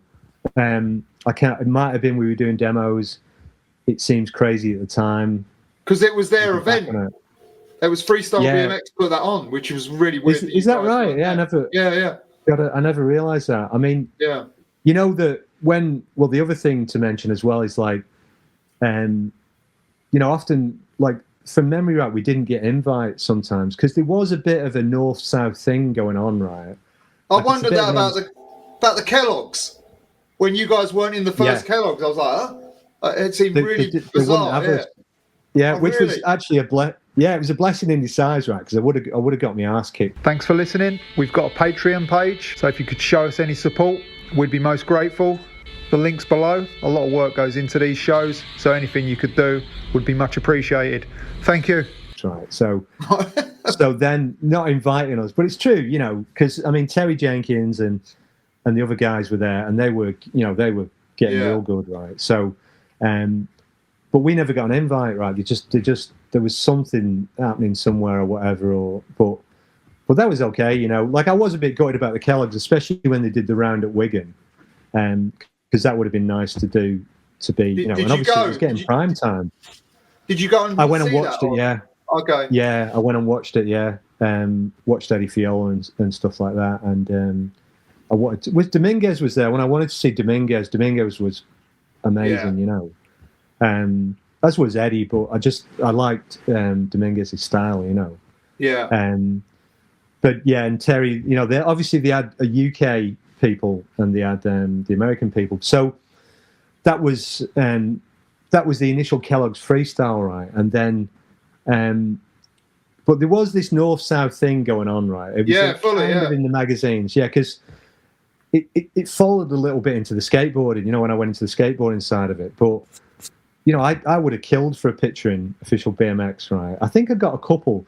If you've ever got a stack of them, or everyone who's got the whole collection, do us a favour and have a look through, because I'm pretty sure there's a picture of Andy putting me over the berm, and it would. I'm pretty sure it's in one of those magazines. It's only a little black and white picture, but I can't. And it was from that race I was telling you about, Eastway. I think I've got all but one, so I'll check. Yeah. Yeah, and he's coming around the berm, and I'm going, off launching off the berm. Sort of thing. But yeah, honestly, it was weird because, I know there was, we got all the coverage in the north because we were close by and they used us, and there was that relationship. But yeah, we would have killed for it to be in the southern type of magazines and that. Yeah. But yeah, there was a bit of a north-south thing, even if it was a joking thing, But yeah, and then so that was the first Kellogg's, right? Wasn't it? Yeah. Yeah. That one, yeah. And then I left. So yeah, the backstory, right? So Raleigh said, "Luke, we're not going to renew your contract, right?" In '84. So I'd won BMXB. We'd done a TVM, which was a phenomenally successful show. Remember, we did. I don't know if you ever saw it, but it was on. There was 4 episodes. I saw them all. Yeah, I watched them as a child. Yeah. Like I thought they were same thing. Yeah. So I spoke to Andy about it, and I was. So bear in mind, I was probably 12 or something, right? And 12 or 13. So anyway, I'm watching all this BMX stuff that's coming on, and for the most part, it was pretty bad. Like I knew BMX beat was pretty bad. Like even as that young, I was like, I see better riding this like a ROM, And then it was always portrayed as just it's on Blue Peter, and someone had 2 feet to do some front ups or whatever. So I always kind of it's not very good. And then you guys did that thing, which is a teaching show, which you would assume would be the worst of the bunch, right? But it wasn't. It was the best looking and the best, it actually had a vibe. It had the right music. It had the guys doing it. You and Andy looked cool. The guy who was learning the stuff looked cool. Everything was on point for that show as for me. And I was hypercritical young kid. And I was like, this is it. And it should have been the one that was the hardest to watch, because you was kind of trying to make people learn tricks, right? Basics, which was a harder thing to present. And it was good. And then, like you say, 4 episodes and it was done. Even the start was like it had like was it Herbie Hancock maybe or something like it was like it just looked good. Like the filming was good. It was all good. It was so cool. I'm glad you enjoyed it, because I reckon Andy would be the same. We're dead proud of that one, right? Because we actually got invited to the studio and got to write the script and a little bit of the speaking. I know it's very, very basic, but we also got to choose the music, and we also got to help the camera guy with the angles of how to film. Right. So that makes sense. So we were looking at it from, well, it'd be great if you could see the angle from behind when you do an air, or if the car followers, so we do stuff like, which was pretty, groundbreaking in its way, because we get a camera in the back of a car and he'd follow us. You'll see like stuff where he's filming us as we're wheeling and talking and stuff. Yeah. But the music was a cool thing, because we were sort of in a hip hop phase, that early hip hop, and so we get to choose that, because I mean, fucking hell, what was it about? Like, BMX Boys have a lot of fun and all that song. No one wants to hear that. It was killing people. Yeah, it was brutal. Yeah, and it was just pre-neon, like, bubblegum phase and stuff. So we did that, right, and that actually got re-shown. They were telling us about it, and that TVM show got re-shown, and it was like it had some astronomical figures on it. I mean, we got, it's funny to say in it, but we got a lot of work off that as well, right? We got invited onto the British Rock and Pop Awards, which is now the Brit Awards. Okay. So me and Andy got to go on live on stage in the Lyceum Theatre in London and do a demo. I don't think I've seen that. Yeah, it was live TV, right? And it was terrifying, right? And we were on stage doing tricks, and I remember doing tricks, going on stage, and bloody George Michael and Boy George and all those were sitting having dinner, looking at us, right? And I was going, I better not fuck up, but it was out that things like that, right, were our sort of 5 minutes of fame, where you get to rub shoulders with, we went to places like Stringfellows in London, and saw how the other half lived and stuff, and met like people like Bernie Winters, right? Probably doesn't mean anything to anybody, and Bernie Winters and Snorbits and all these different opportunities came up, right? Like, because of being involved with TVIM, you'd sort of meet other minor celebrities kind of thing. We weren't obviously celebrities, but it was just like, oh, that's the way it works, right? That's the way the sort of fame and fortune sort of thing works, And but that's why that was good, John, I reckon, because we had a bit of input into it, And it had character, like you guys, you could tell you had some personality to it as well, which was like really lacking in everything else. So that was cool, man. So how do you end up? Did I ask you how you? They terminated your contract from Raleigh. Yeah. Like what happened funny in between, like that contract termination and and the Hutch and the Kellogg's, because you kind of disappeared, it seemed, for a few months or whatever. Yeah, I did. I reckon. So it was not, it was like, you always think of this big contract, don't you? But I can't remember. It would have been so basic back then, But I had a dead good relationship with Raleigh, right? And basically, you got it. They just didn't renew the contract, right? And I can't remember if the management guy who I was telling you about was involved. I don't think so. But I had a really good relationship with Raleigh and a guy called Steve Bebb, who was the manager at the time, and he was great, and he was all for me. And he recognised that I'd done a shitload of work for him, like promotion. You can imagine basically monetary value, right, of winning BMXB. As a kid, I didn't think of it like that. But when you think now, you think that would have been worth, in them terms, thousands of quid, right? And a lot of sales, right? And we also, we did promotional stuff in Tenerife. You might have seen pictures. Yeah, I saw that. The region, because it's sunny, right? Proper sunny. So it's not the UK generally speaking, but they just didn't renew it, right? So I was gutted, right? And I was more gutted because they brought Andy on, right? And they paid him 20,000 quid, right? All right. This was apparently what Andy got paid, right? And I was pretty gutted about it, right? Because I was like, well, man, I know Andy was a big name, right? The biggest name, of course. Yeah. and Andy could do it all because he could freestyle, and he was a shit hot freestyler. And I've no doubt in my mind that if Andy just did freestyle, he would have been the best freestyler. Yeah. No doubt in it. But he was also could do, he was a bloody great racer as well, and he had that tenacity about him. He had the, he was how blokes, young kids turn into men quick. You could see him; he was getting muscle and stuff, and he was training, and obviously he did all those other things. But yeah, so Raleigh offered him that, and they gave him a car. A big deal. Like, when you look back at the car, it's a pretty average, sports car, isn't it? Like a chav car, Yeah. But man, I would have killed for it, Like it would have been, I would have been like bloody Rockefeller with that 20 grand. So, but that, and I was genuinely, I was really upset by it, because I felt like I'd done a lot for Raleigh, and it sort of put a bad taste in my mouth, really. And and then Shiner came on board, right? And Shiner, Chris Allen, Michael Allen, who was the dad, right, the granddaddy of Shiner, and they just were so great to me and Andy, and so great to me. So they came on and they were doing Hutch, John, as you remember, the Hutch freestyle Trickstar, and they said, look, we'll sponsor you, we'll pay you, and I think that they matched what I was getting paid, but they gave me so much product, and they gave me a Hutch Trickstar.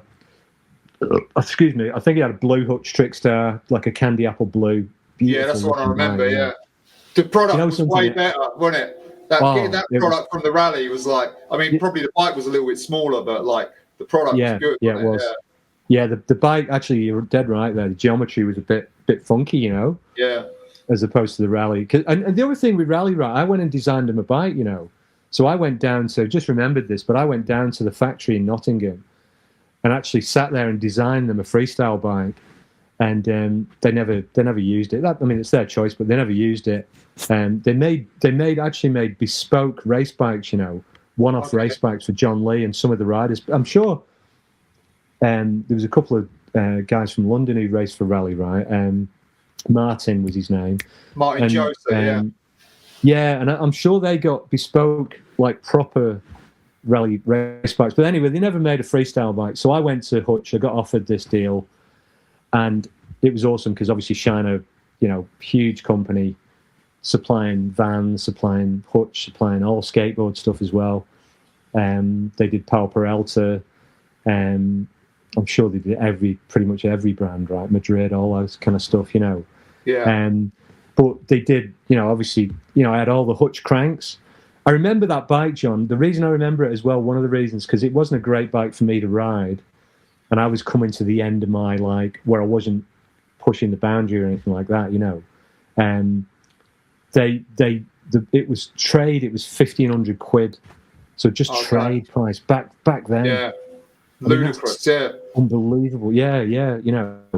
And Shiner might have given me two of them. And there you go. It was my bike. And it's. Yeah, you wish you'd have kept one, right? But I think I sold one. I think I sold a frame and four for 90 quid. Okay. 90 quid, yeah. So anyway, and so I had a few obligations with obviously, we did demos. I did demos for Shiner, and I was still with Andy at that point. But I was getting a bit sick of it. And again, stop me if there's anything you want to come back to. Right? No, I wondered, had you at this point in time, had you seen, like you say, it got a bit bubblegum and it got a bit frilly? Could you see a decline in what was going on, or was it still bubbling? But I guess it looked worse, right? Because it obviously is and always will be rad, super cool, pushing the boundaries. But oh God, yeah. So that's a great point, really, because what I saw, right? So BMXB, the first BMXB I was mentioning to you, they had the compulsories and all this kind of stuff, and then they created this thing called the UK BMX Freestyle, right? Yeah. And it was Colin Keffer, right, who was I don't know if you ever know that name, but he was... Yeah, of course, yeah. I interviewed Simon, his son. Yeah, okay. Well, sorry, Simon, right, but we didn't have great love for Colin Keffer, right? He's at school. He was a school teacher, or an ex-school teacher, and he was very much. Well, you know, we were like teenage lads, right? 17, and we were kind of. You guys are angsty kids, right? And then the adult comes and he, because this is what I spoke to Simon about. His podcast will go up soon. It's just taking me a bit of time to get it up. But this is how I sort of saw it from the outside. Was you guys were like, especially you guys, because you guys were older, so you guys were like really like wanting to push this in a certain direction, and then the BFA wanted to push it in the opposite direction. So you're never gonna appease the 45-year-old man and the 17-year-old kid, right? No, even now, like no chance. No, and you know, back then he didn't know anything about BMX, right? Other than obviously Simon Rose. Yeah. You know, like now at least, you know, I know about BMX, or I'd know a rough a bit about if I was in that position. But you're dead right. That they just wanted to put it in a pigeonhole. And, you know, right, we're going to do compulsory, so it's going to be like an ice skating format. And we were like, fuck off. There's no way. Yeah. And so we took a great dislike to Colin Keffer, me and Andy, and I guess a bunch of other people, I don't know. But I think for the younger kids, you know, obviously that organisation was good for them to have a platform for them to go forward. But we were like, nah. And then I could see, you know, it was going a bit bubblegummy, a bit, you know, it just didn't have that hardcore element to it, you know, that, and I wasn't enjoying it. I started stopping enjoying. I mean, for the simple fact, right, I wasn't progressing, right. I wasn't pushing myself as much as I could, and I'd sort of I think in my mind had hit a limit, and it's a bit hard then because people like Craig and Terry Jenkins, those people, right, were you know, like, and it's what happens in life, like Valentino Rossi, right? He, you know, eventually he goes, and then, you know, Mark Marquez comes and all these people. I'm not comparing myself to those guys, but I'm just saying, I was like, oh shit, you know, like my 5 foot cross up air ain't cutting it anymore, you know. Yeah. So I get and one of the sort of nails in the coffin, right, for me was I got invited to the Kellogg's thing because I was with Shiner. Yeah. And I went down, and it was obviously a big event then, really big. And, you know, great for Birmingham. We had great weather. Excuse me. And, you know, they had a pretty good ramp set up. And I was completely out of my depth, you know. I wasn't super comfy on the hutch. I could do a few tricks that were okay, but nothing that was going to light up the bloody crowd or anything like that, you know. And Ron Wilkerson was there, and he was doing, like, you know, 4 foot fakey airs into the quarter. And, you know, Craig and Neil were there. Neil, you know, and they were blasting. They've then gone up a notch, right? So they were, you know, and I was just like, what am I doing? You know, I'm not. And at that point, I was just skating. I'd started skating, so I was in between the shoots and all that. I just was on the ramp skating, and I was getting more fun out of that because I'd started to progress doing that. And, you know, it's like when you're learning stuff, right? You start enjoying it. And I could see the progression, whereas BMX had just stopped progressing, which, when I think back on it, it's a shame, because if I'd have kept it up, you know, you might have broke through a boundary. Oh, yeah, you definitely would. Yeah, I think so. You know, but it's weird, isn't it? Because you'd never, back in them days, you never foresaw someone who's 30 doing airs on a bike, right? No way.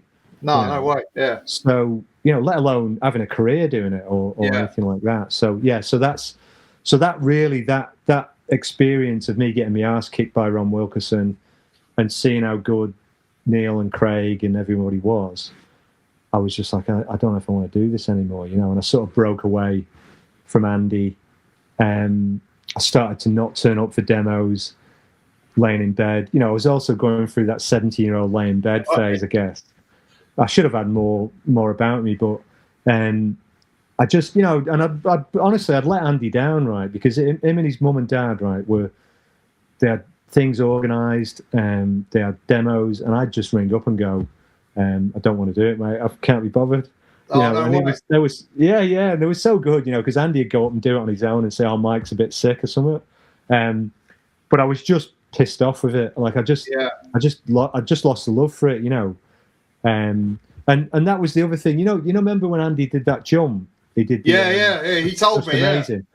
Well, I was meant to do that, right? Yeah. Well, there you go. Yeah. So I shot myself in the foot, right? Not that I'd probably done the jump. I don't know. Maybe I would have done. I don't know. But you know, fair play to Andy. He went and did it. But I just went, I can't be bothered, and lay in bed and didn't do it. You know. So I missed out on a good bit of TV promo, you know, for that. Yeah, man. And fair play to Andy because he had the balls to, and he hit his balls as well. But yeah. So and that was it, mate. That was honestly that was my BMX career. Then apart from I did a little bit of stuff with Mirage, I did some stuff at Ardwick Leisure Centre in Manchester, doing a bit of coaching. Still rode hutch for a bit, sort of dangling on to the peripheries of it, you know, and stuff like that. We did some work. I started doing demos, did a few big demos with Tim Stamp, a mate of mine from Manchester. Okay, yeah, I know the name, who's a big skater, yeah. And we ended up doing stuff for Manchester Council in the Ardwick Centre, which is a big shopping centre, and we had ramps and stuff. I think I've seen one on YouTube. That's right, yeah. So, and that's kind of when I'd split from Andy. And Andy, you know, do you remember Andy started riding that frame, right? That like it was a weird frame. Scorpion. That's Scorpion. Right. You know, it looked like a garden gate with wheels on it, right? It was terrible. Yeah, I think they offered me that, and I went, no way, I'm not riding that. But so yeah, we went our separate ways, me and Andy, really, and you know, we've always been friends and maintained friends, but you know, he was really why, you know, BMX Weekly tricked him because his dad and his mum and dad put up so much effort in, really, you know. Yeah. I was just a kid riding, really, but Andy did a lot of the driving. And then when I got my license, I drove, and we did demos all over the country, you know. So it was pretty cool. It did. It looked cool from you know, I was growing up in those years, and I always thought that you guys look pretty fucking cool. Yeah. Well, did you ever get did you ever get any grief for riding BMX, like from general public, like because you was a bit older than most of the guys that participated in it? Yeah, not really. No, it was pretty. You know, it was always kind of. I mean, I guess when it first came out, they were like, "What are those kids' bikes you're riding?" You know, people were trying to get their head around it. You know, back in the early '80s. The bit of grief came when I started skating. Okay. And I think we touched on this, right? So you know what I'm going to say, don't you? It's the Transformer thing, right? Yeah. So there was a fair bit of angst from skateboarders, especially the hardcore crew. You know, not necessarily the big names of the time, but people who would see you as a BMXer and why you're skateboarding, you know. And it was all that time when, you know, Transformers was going on. Yeah. And I think it was that initial toy had come out and stuff. So they ended up calling people like me Transformers, you know, and, you know, robots in disguise and all that. And, but because I'd still ride a bit of BMX and I could still do a little bit. But I was learning at skateboarding, you know, and primarily my thing with skateboarding was ramps, you know, I like half pipes. Yeah. I was never really, you know, I was not, we skated street, but it was mainly half pipes for me. And so that was really where the, you know, and then when I started to sort of, I don't know if you like, sort of start to go into the skateboard, like wearing skateboard clothing, you know what I mean?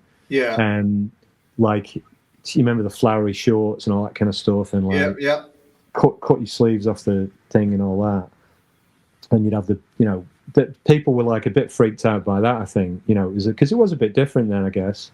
Yeah, it looked really extreme, like for you know, if you think about the 80s, like the look of the casual guy in the 80s, and you thought like when you looked at skateboarders, they just looked like just the craziest punk dudes you've seen, like. Yeah. And what drew you to skating? Like, how did you get other people that skated? Like, yeah, it was again, it was Dave Arnold and Alan. Alan started stocking skateboards in his shop as well as BMXs, and he obviously went into a record side of it, as well as obviously producing bands and gel cell recipes and all that. Right? So he had a lot of hardcore stuff records, but he also started getting skateboards. Shiner gave me skateboards. If I wanted a skateboard, they'd give me a skateboard, and you know, that's where I sort of started riding Pal Peralta. And it was just like we had a ramp called Stiffnecks, and there's a whole story behind Stiffnecks, but he had a ramp in like Ince, a pretty working class area in Hindley, just outside of Wigan. But it was David built it, and it was super cool. You know, it was like, you know, at the time it was only probably 6 foot high, and it went to vert. Okay. But it was a half pipe, you know, and so we'd sort of go down there and have sessions, and it was just so cool, right? It was just so different, like learning rock and rolls, and I had a feeling for transitions as well because of BMX. Yeah. So as opposed to coming to something fresh, I was like, oh yeah, I know how vert is, and how that feels. It was just a bit different getting used to coping, you know. But I think it was all developing into like Warrington was starting to like be thought about, you know, Warrington, they used to call it the Empire Skate Building, yeah. And a couple of times I went with Tim, and I travelled down to Crystal Palace. Okay. And skated Crystal Palace ramp, and Meanwhile Gardens a couple of times, you know, all those super cool spots. Like, because it was just, it's weird, isn't it? You just get on a train then. You just get on the train and we go to London. It was like a big day out. Yeah, adventure, Yeah. And for me, the draw was that, like I said to you, I was learning, and it was just super cool. It was a bit hardcore, but I was progressing. You know, I was getting better and better. And then Ardwick, we built a ramp. Dave built a ramp, a really good half pipe in Ardwick, and it was about 8 foot trannies. It was like just went to vert, and it had metal coping, which made a great sound when you ground. You know, you did a grind, and it was in a squash court, so it was like squashed into the squash court. You know, so we started to skate that a lot, and we started to. I just started to get better. I started to learn inverts and airs, and sort of get. You know, it was always super sketchy, right? My feet were always flappy, and you know, like proper hanging on sort of thing. And, you know, even stuff like fakie ollies, right? I could start to get fakie ollies right, where I could batter them out of the coping pretty good. But, you know, obviously went from skating like a bit of a weird transition, so this was a perfect transition. And I organised a comp there. This would have been about 85. And that's in the magazines, actually. Ardwick and Sean Goff came. I've got it, yeah. And I was the one who organised it, and I knocked myself out in practice. Oh, right. Yeah, so I did a frontside boneless and hit my head, and ended up with like a transient memory loss, you know. I woke up. I wasn't asleep, but I woke up in hospital, and so I was like, "Where am I?" And they said, "Oh, you hit your head. You've had I can't remember the name of it, but I should know, being a paramedic." But so I ended up coming back to the comp, and I couldn't skate in it. And I'd arranged all these really cool prizes and stuff like that, you know. But I ended up meeting, like, you know, you met a lot of the guys, right? Like a lot of the skaters then and stuff like that. And then I started in the B group comps for the ESA, the English Skate Association. And I went to Germany, skated in the World Cup in Germany. Went with Derry Thompson. I don't know if you know these names or. I don't know Derry Thompson. I don't think, but go on. Yeah, he was. So that would have been what? Munster, was that? Yeah, so that was Munster. Yeah, okay. That would have been, I reckon that was 86. Might have been 86, 85, 86. And we went over and skated Munster, I was in the B group. And, you know, they had all, you know, Cab was there. And I think Mark Gonzalez was there and stuff. And I mean, that was, you know, like, you just went, where was he? You know, what was he doing? He was just unreal, you know, like the stuff they were doing. They were just they were next level, you know, like next. It was like seeing Bob Arrow, but in a skateboard version of that. You know what I mean? Like you just went, oh, that's the thing, you know. The superheroes, weren't they, at that point? Yeah, like the Power guys and that, yeah. And that was like. Do you remember? I just had. That was like the skate boom, like was just coming, like just exploding, when it like 85, 86. So makes sense. Yeah, that's right. Where'd you go from skating Warrington, the half pipe there? Like how do you get the contact for like Southsea, like teams to spring out of nowhere if you if I've not heard the story. So, like, how does it filter down to Southsea? Well, so that became a real good hub, right? So the Empire Skate Building, we used to go, and they had the European Championships there. They had, we'd go for midweek sessions, and Danzy and Dave Davis had come. Okay. Dave Arnold, all the guys would come, and we'd all have back in the days when you had a proper session, you know what I mean? Like a snake session, it's hard to explain to people these days, or kids who skate these days. It's like the intensity of the sessions was unbelievable, I think. You know, when I think back at it, like it really weeded out people and made you get to the back of the pack. So we were involved in this, and then all the Southern guys, so like Mark Abrook, and Barry Abrook and Phil Burgoyne and Gary Lee, all those guys had come up and skate Warrington, and they loved it, right? Because they could party, and they did load of things going on there. They'd have a great time, and they were bloody good skaters. So we'd have sessions with them, and they were all living in Southsea. So me and Doug Nelson, the guy who I opened my partner with, Doug's my partner in Soul Skates, the shop I opened in the sort of late 80s, we ended up, we'd gone on for a weekend to Southsea. They invited us down or something like that, and we'd go down there and stay at this house. Everyone just kipped on the floor, and that's where we first started skating. I first started skating Southsea, and I just fell in love with it. It was just ace. Because I'd never gone to Southsea in a BMX context. I missed that competition and stuff like that, but I ended up going there in a skateboard context. And then. So that's how all that started, really. And then just the sessions we'd have at Southsea, we'd go down there. It was just intense. And, obviously you'd go out for drinks and all that kind of stuff after it, like at night, and party with the guys and stuff. And it was like a really cool scene. Yeah.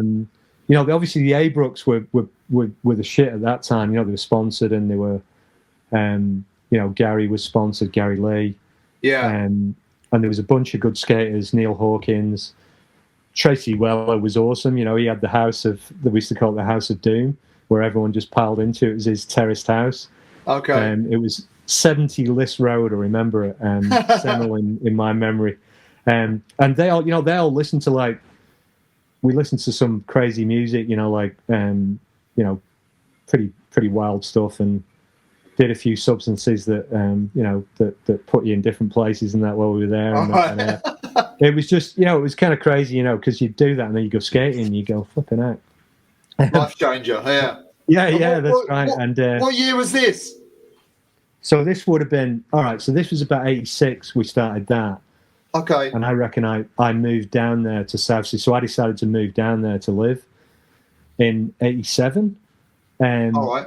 And so I just ended up getting a room with Tracy Weller, Neil Hawkins, and Sammy was there. This guy called Sammy. Sorry, Sammy, I can't remember the second name. But it was John. It was the intensity of the sessions there. We'd just go and skate all the time. Like I had a full time. I was working. My dad. That's right. My dad had a contract. My dad was a scaffolder, and he had a contract in Portsmouth. And he said to me. He said, "Do you want to come work for me?" So I said, "Oh yeah, I'll come down and be a scaffolder's labourer." So yeah, that's the other thing, right? I'd gone from a BMX pro, right, to working as a labourer on a building site, right? And I was like, the highs and lows of fame, right? Yeah. And actually working for a living, but it meant I could live in Southsea, and I stayed at Tracy's house, and then we could skate. So we just, because you had a heap of energy then, we'd just skate all the time, and the sessions were fantastic. And then you'd start to get American guys come. So this would have been before Shut Up and Skate started up proper. But, I mean, Tracy's house was... demo days, they're doing demos. Yeah. Okay. Yeah, that's right, John, yeah. The first guy I remember coming... Because there was all this connection with Texas, right? Because of Zorlak with the Abrooks, yeah. And obviously with that there was Pusshead, there was the link with Metallica. There was the kind of, if you like, the link with like, you know, punk rock, hardcore and stuff. And Craig Johnson, obviously a big pro at the time, he was riding for Zorlak, I'm sure. He might have been riding for Alva. I know he rode for Alva at some point. But he came to Tracy's house, which was the hub of everything, right? So Tracy Weller's house, 70 List Road, was where everyone came. It was basically just sitting there, the world came to you. That's what it was like. So we'd get the world's kind of, I guess not the world's best skaters, but Craig was fucking rad. Oh yeah, I know, yeah. He's one of my favourite, one of my favourite skaters. I saw him skate at Southsea. Like talk, it was. Yeah. I mean, yeah, you've got Chris Miller, right? For my money, you've got Jeff Phillips, many other names, right? But you know, you've got Chris Miller, and then you've got these. That's the beauty about skating. You've always got these outliers, haven't you? Who rip so hard. And obviously Craig wasn't an outlier, but Wade hang on to stuff was just fantastic. But look, they come and stay, right? We could hang out with him, become mates with him, and have sessions with him. And so we were sort of progressing. And then the Abrooks were going over to Texas. Tracy was going over to Texas. And they'd come back with these stories of, oh, it's just amazing. We skated with Jeff Phillips, and Craig was there, and Dana. And Dana was a big name in Dallas at that time, and Dana Buck, he's called, lovely chap. Yeah, I've heard the name, yeah. And they had this house there, which was almost like the polar opposite of Tracy's house, but in Dallas. So it was almost like an exchange, an American-UK exchange. Okay. And so this is where the Dallas connection came in, the Texas connection with the Abrooks, and we'd all end up traveling over there and then skating. You know, obviously you'd skate, like I skated with Jeff Phillips a couple of times, you know, and only on a mini ramp. Then we'd go to the big Kahuna ramp in Houston, which was an amazing bloody experience and skate facility. And you'd end up seeing these Texan skaters who were just phenomenal, you know. And I went over there to Texas for the first time, to America for the first time in '87. And I went over and stayed in Texas. Was Davey there? No, it was Neil Dans was around, I'm pretty sure. Jamie Blair was there, who's part of Clan Skates. Yeah. And we all took a drive, and Danzy was there, because we took a drive to California from Texas, and we did some skating with Mike McGill's park. Because I was skating a McGill deck. So we skated with Danny Way, a young Danny Way as well, which was really cool to see him, because we were like, far out, man. And I never got to skate with McGill or any of those other guys. Skated with Cab and that, but yeah, to see young Danny Way, up and coming Danny Way at the time, he was skated by Powell, that was pretty cool. But it was just that Texas connection. So then when Shut Up and Skate started, it became a huge thing, you know. Like you had, I mean, have you looked at the names on those? It's like, I went to one, yeah. Yeah, okay. Well, you saw it, John. You know, it was a fantastic, wasn't it? Yeah, it was amazing. It was the one that I really wanted to go to, but I didn't go to, was the one where Schneer dropped in on the big. Yeah. That just looked nuts. That one, yeah. But you can most of those are on YouTube as well. You see them, and it's just like pure energy coming out the computer. Like you can feel it. Like it's unreal. Yeah, I love it.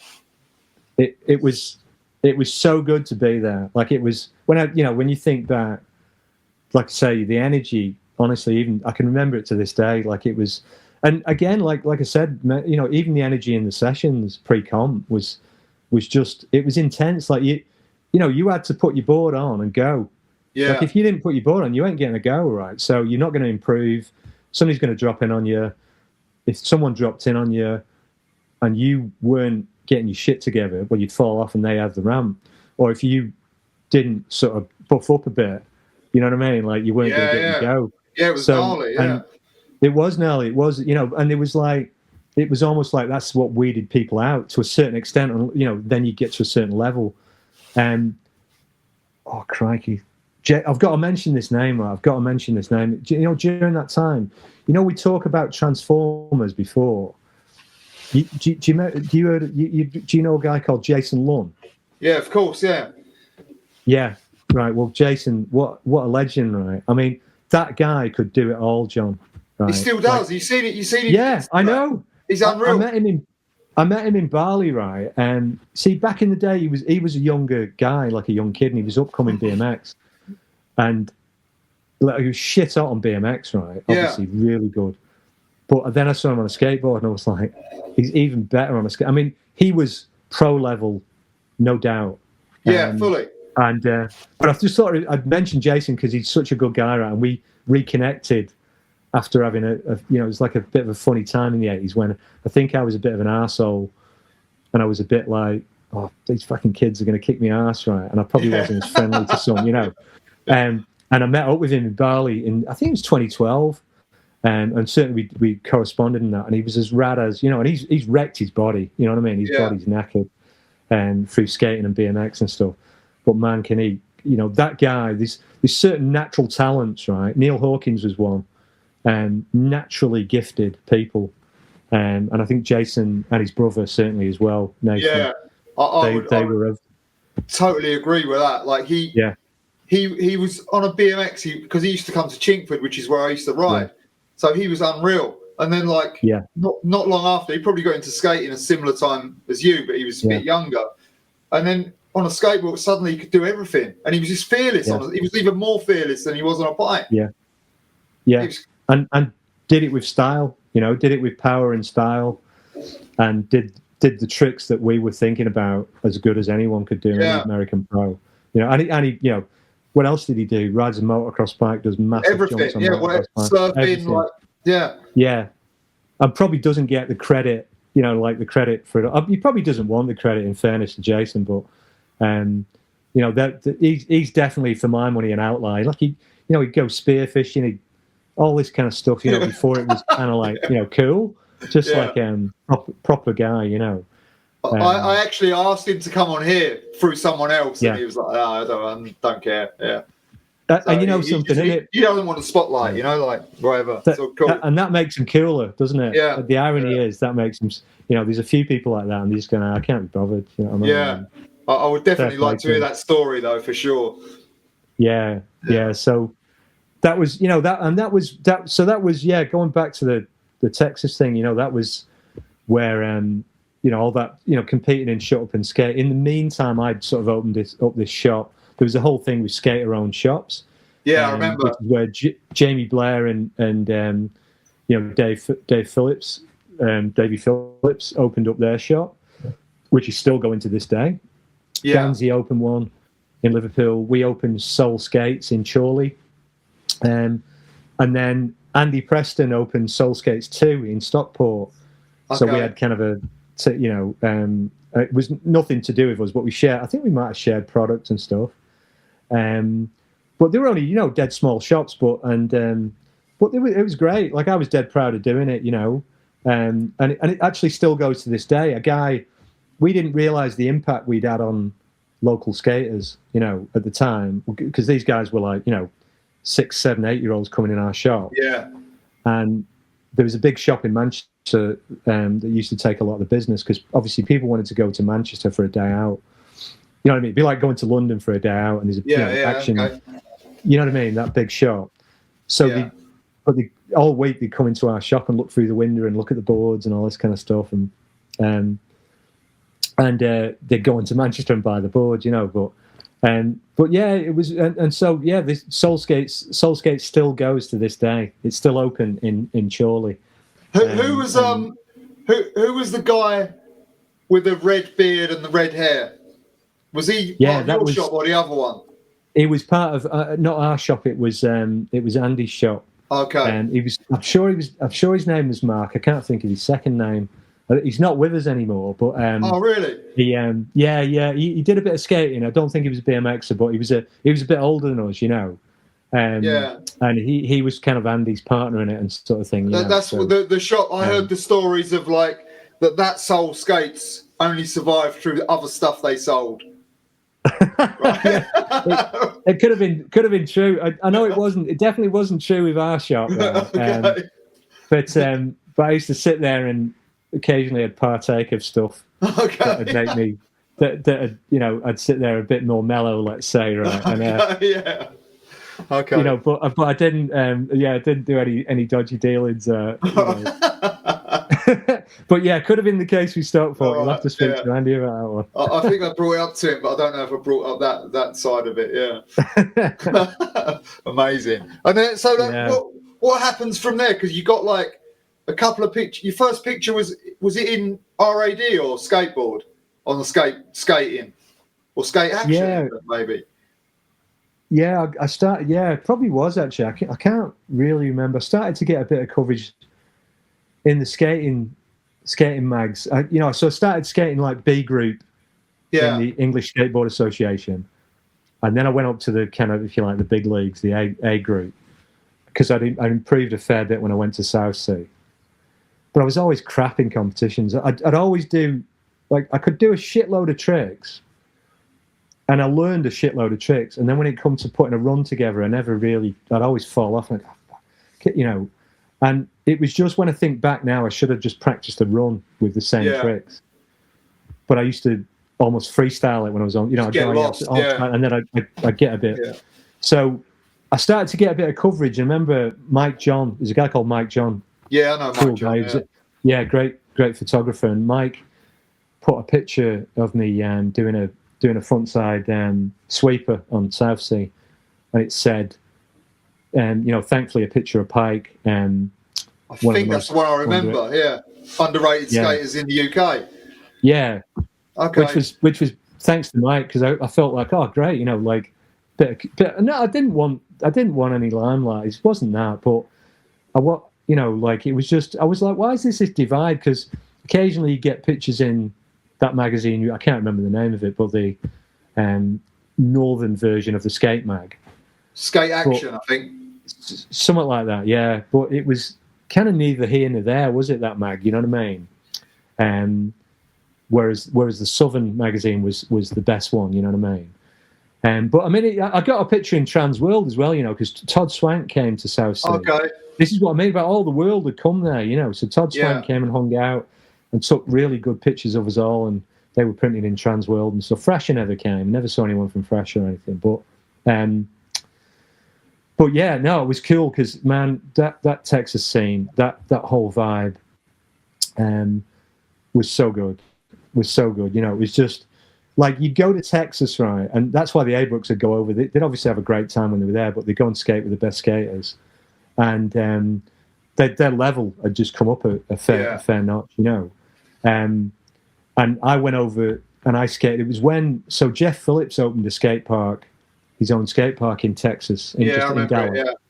Yeah, and I went over there, and like the level of the sessions was, again, it was next level, right? And I'd come back and skate because Wigan had a ramp as well. So the Warrington ramp, Empire Skate. They had a Wigan one, a Wigan version of it, which was a little bit bigger transition, and we had Hardwick and stuff, which was a bit small then, and then you had Southsea, then you had like crikey, the big metal ramp in London, Latimer Road, the massive one, Latimer Road, yeah. So I skated that quite a few times. We helped to build that. Me and Davey Phillips, we were one of the ones who helped to finish it off. That was pretty cool. And do you know the story about the gypsy people who lived there as well? A little bit. There was an encampment of gypsy. There was a gypsy, like, if you like, reservation there, and you don't mess with the gypsies, right?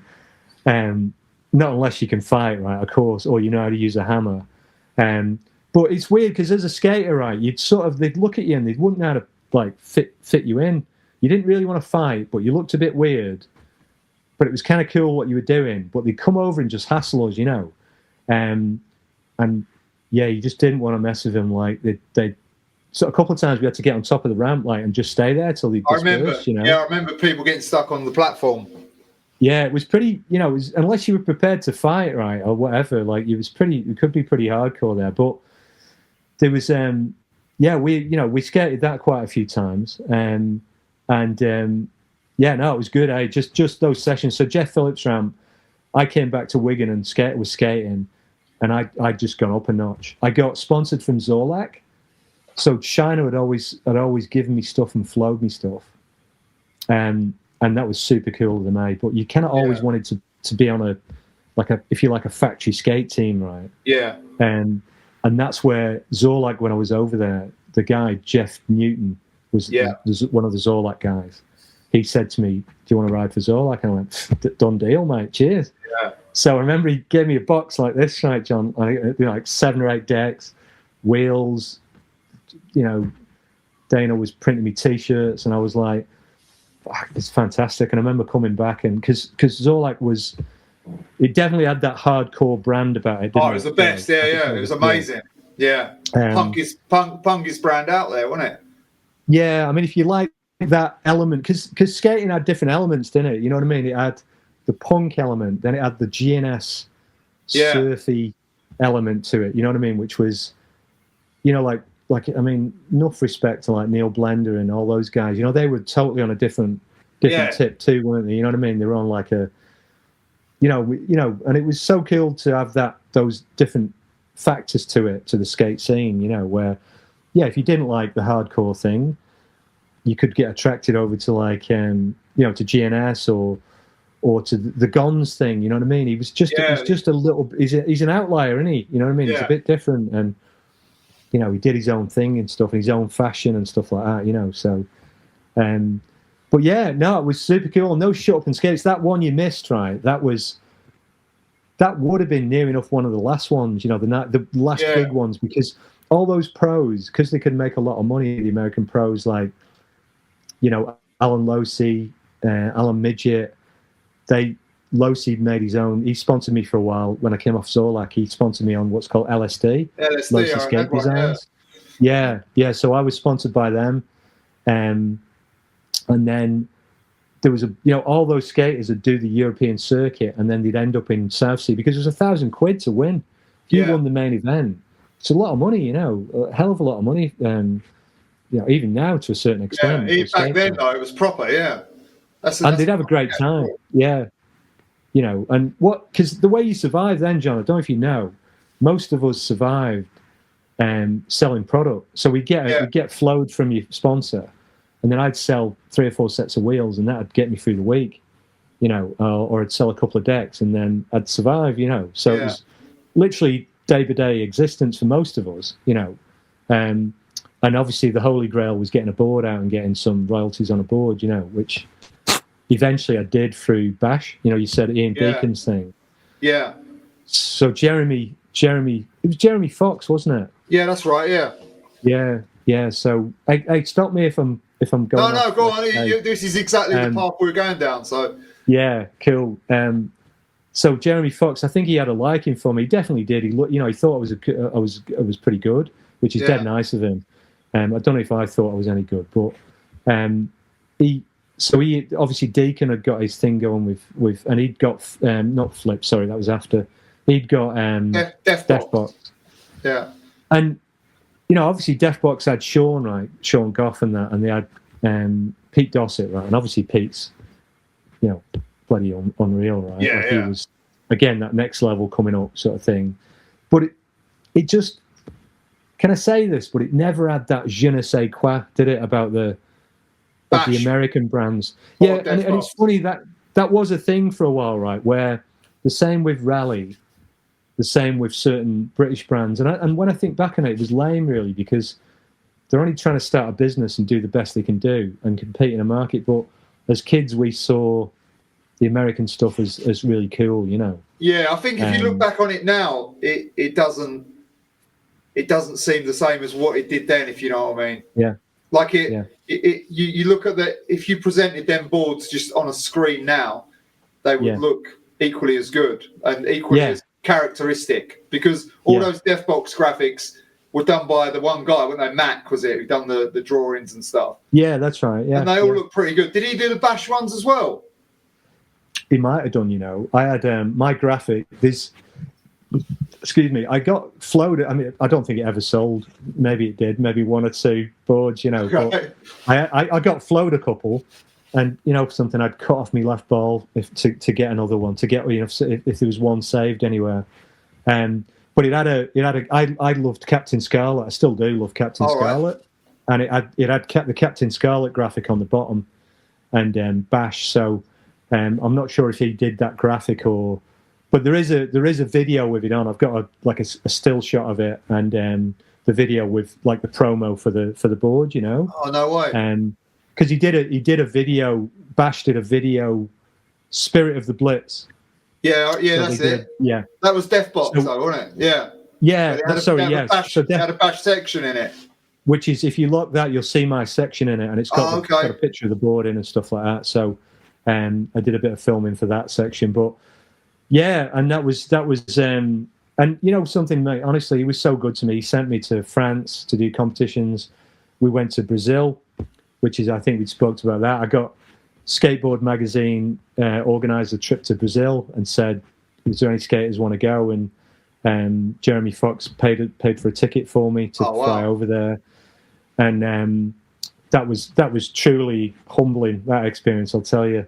We were involved. So me, Danzy, and Davey Phillips went over. We were the three. They called us the three gringos, and we went over for a 2-week tour of Brazil.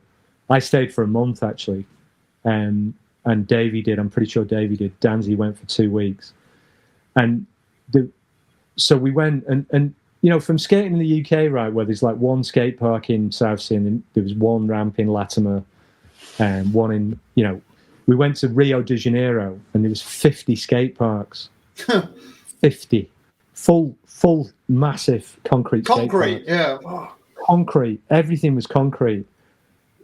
So imagine 50 skate parks in London. We were like, this is, because we had no idea, right? And Brazil had had its own skate culture, like, because at the time it was kind of seen like China or North Korea with the product, because they were ripping off American product. Yeah, I remember. Yeah. So no one had put their product into Brazil.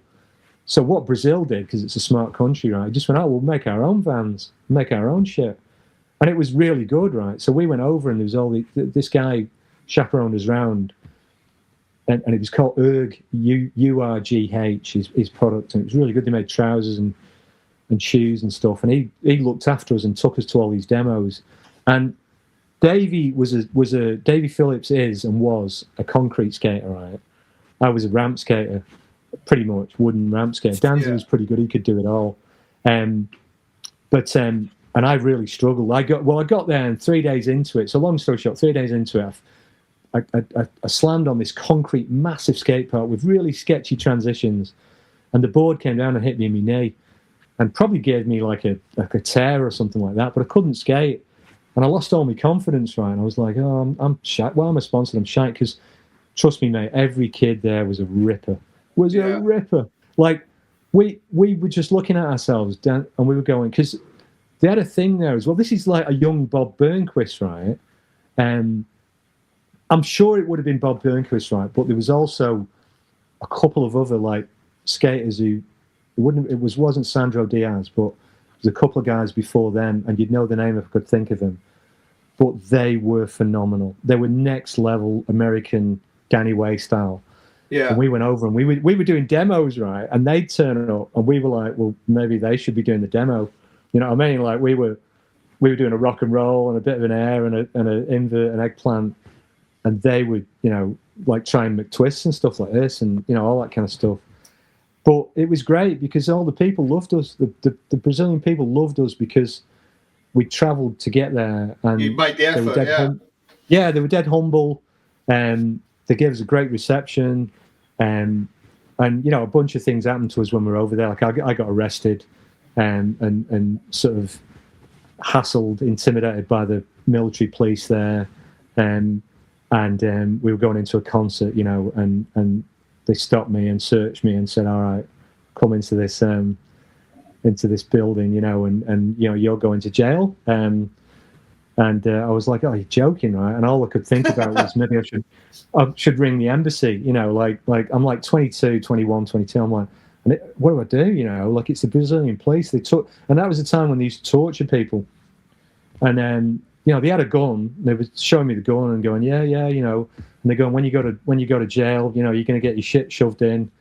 I was like, this has gone up a notch, right? For a little bit of let's say, lettuce leaf, right? Yeah, okay, that we found on, that we were all sort of into back in the day, right? And but yeah, anyway, the guy talked us out of it and stuff. But we also had a car crash. The three of us had a car crash there, and it was one of them. I've had a couple, but that was my I shouldn't be here moment. Where we were, it was like 4:00 in the morning in Rio, and this girl was driving us, and I was in the front seat, and Davey and Danzy were in the back, and we were all like, "Way, we don't, been to a party, it was cool." We're flying along this road, and suddenly the road, like it was like on a freeway, a motorway. You go on the off ramp, and as you come up the off ramp, basically it was 4 a.m. There was nothing on the road, and basically the road just ended. There was no sign saying road closed. And we fully did an Evel Knievel, right? And probably jumped about, because we were doing about 80, 90 miles per hour, and sent it, and probably landed about 60 feet on the flat. So luckily we didn't roll, and we landed flat. The car fully pancaked out, all the wheels, and I was trapped in the front seat, like pushed into the front seat. And the girl next to me was unconscious. I mean, I didn't, didn't know what was happening then. I was like, what the fuck? And I remember Danzy going, get out, in case it bursts into flames, But I couldn't, because I was trapped in it. And she'd become conscious and then go unconscious again. But I remember it was one of the, I thought I'd mention it, because it was one of them moments we all looked at each other and we had cuts and bruises. And we're like, what just happened there? We looked back at literally looked back at it and went, we shouldn't be here. It was. Yeah, that could have been it. Yeah. It was, and but that was amongst a bunch of other things that happened in Brazil when we were over there. It was a great experience, meeting the Brazilian skaters and how good they were, and just going back to the UK and going, fuck, we've got it good here, if we don't work, we get paid, right? You can go on the dole. I was like, it put life into perspective for me, Yeah, man. Well, how did the bash skateboards thing finish? That was when vert skating was kind of died off. Is that correct? Yeah, at that point in time. Probably not. It was probably me. I was shy, honestly. I just, what, right? I was like an emotional wreck, right? And I went through a phase, right? I won this competition in Angel Lights, which was the skate park in Scotland, Yeah, in the church, right? Another seminal place, awesome, right? I mean, a half pipe in a church, a true church. I used to walk up the pulpit to get to the top. The mini ramp in it was wrapped around these ancient, carving girders. I mean, it was a real old, whatever, 1600, 1700 church. And you go in there, it was you're just like, this is mad. It's crazy. But I spent a lot of time in Glasgow. I used to help out. With Clan Skates and that, and okay. I clicked a lot with the Glasgow guys as well. They were again on a different skate tip. You had Davey, you had Jamie, you had Moona. Sorry guys, if you're watching or listening and you can't think of the rest of it, but some proper they were the real deal. And they travelled a lot, and they just do crazy. They were just crazy outlier guys, But that. So I don't think it ended per se, John. The bash thing. I think it was just I won a competition there, and that was my moment. You know what I mean? I did good. I really did good. Skated good. I did a lot of new school tricks, and I won this competition. It was only 30 quid and stuff like that. And then I got an invite to some European comps, and Jeremy paid me way, but I just did crap. I'd fell in love with this Brazilian girl. Okay. And I was just I remember I turned up and she was with another bloke, and I sat there crying my eyes out, going, oh, bloody hell. And the skating was secondary at that point. I was in love. And now I look back at it and I go, what a dummy I was. I should have just got my shit together and had a skate. But Bod was skating it. It was an amazing bowl in France, and it was like a vert bowl that was unusual at that stage. And Bod just took it to bits. Bod Boyle, obviously. Yeah, of course. He legend, right? And he was just taking that thing to bits, and such style, And I think not long after that, I just thought, well, and then I got into surfing, right? So I won't go down that tangent but I'd got into surfing. So and Gary's into surfing, and all those guys, Gary Lee. And so when we were in Southsea, we used to travel to Newquay and go surfing. It was a great party scene as well. Yeah. And there was a bit of a skate scene there at Mount Hawke. It wasn't as big as it is now, I think, but there was a ramp and we used to skate that. And then I just got into surfing. And again, it was the same thing as when I'd left BMX. And, I was learning again. So I'm learning to be a surfer. And I was like, oh, this is great. Whereas skateboarding, people like Jason Lund were just head and shoulders better. Obviously, the new skills coming through, and Pete Dossett and all them. And I'm just not progressing. I'm going, oh, is this it? Unless I start doing a McTwist or I start really putting a run together, I'm not going to make it. And obviously, like you say, mate, it was that time when, the street stuff was taking over and Vert was kind of dying a bit. And, most of us old Vert skaters weren't transitioning to the street world. Yeah. Well, most people weren't interested in doing that either. You weren't going.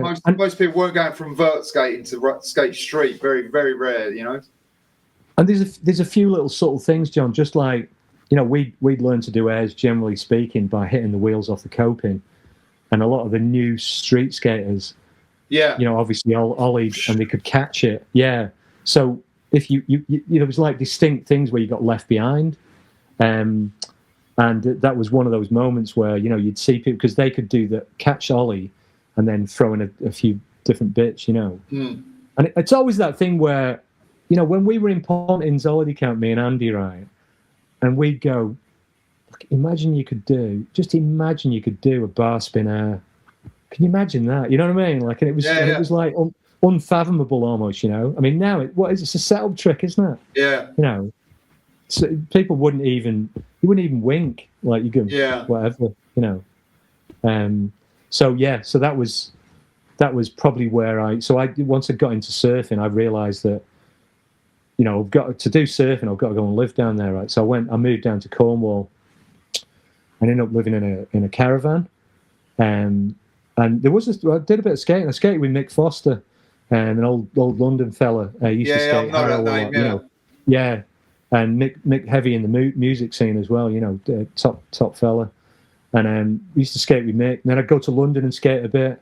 Skated Harrow a couple of times, But again, this was just for fun, really, not really sponsored and stuff, And that was it for me, mate. Then that was really where that sort of almost wrapped up because, I ended up just surfing most of the time in Cornwall.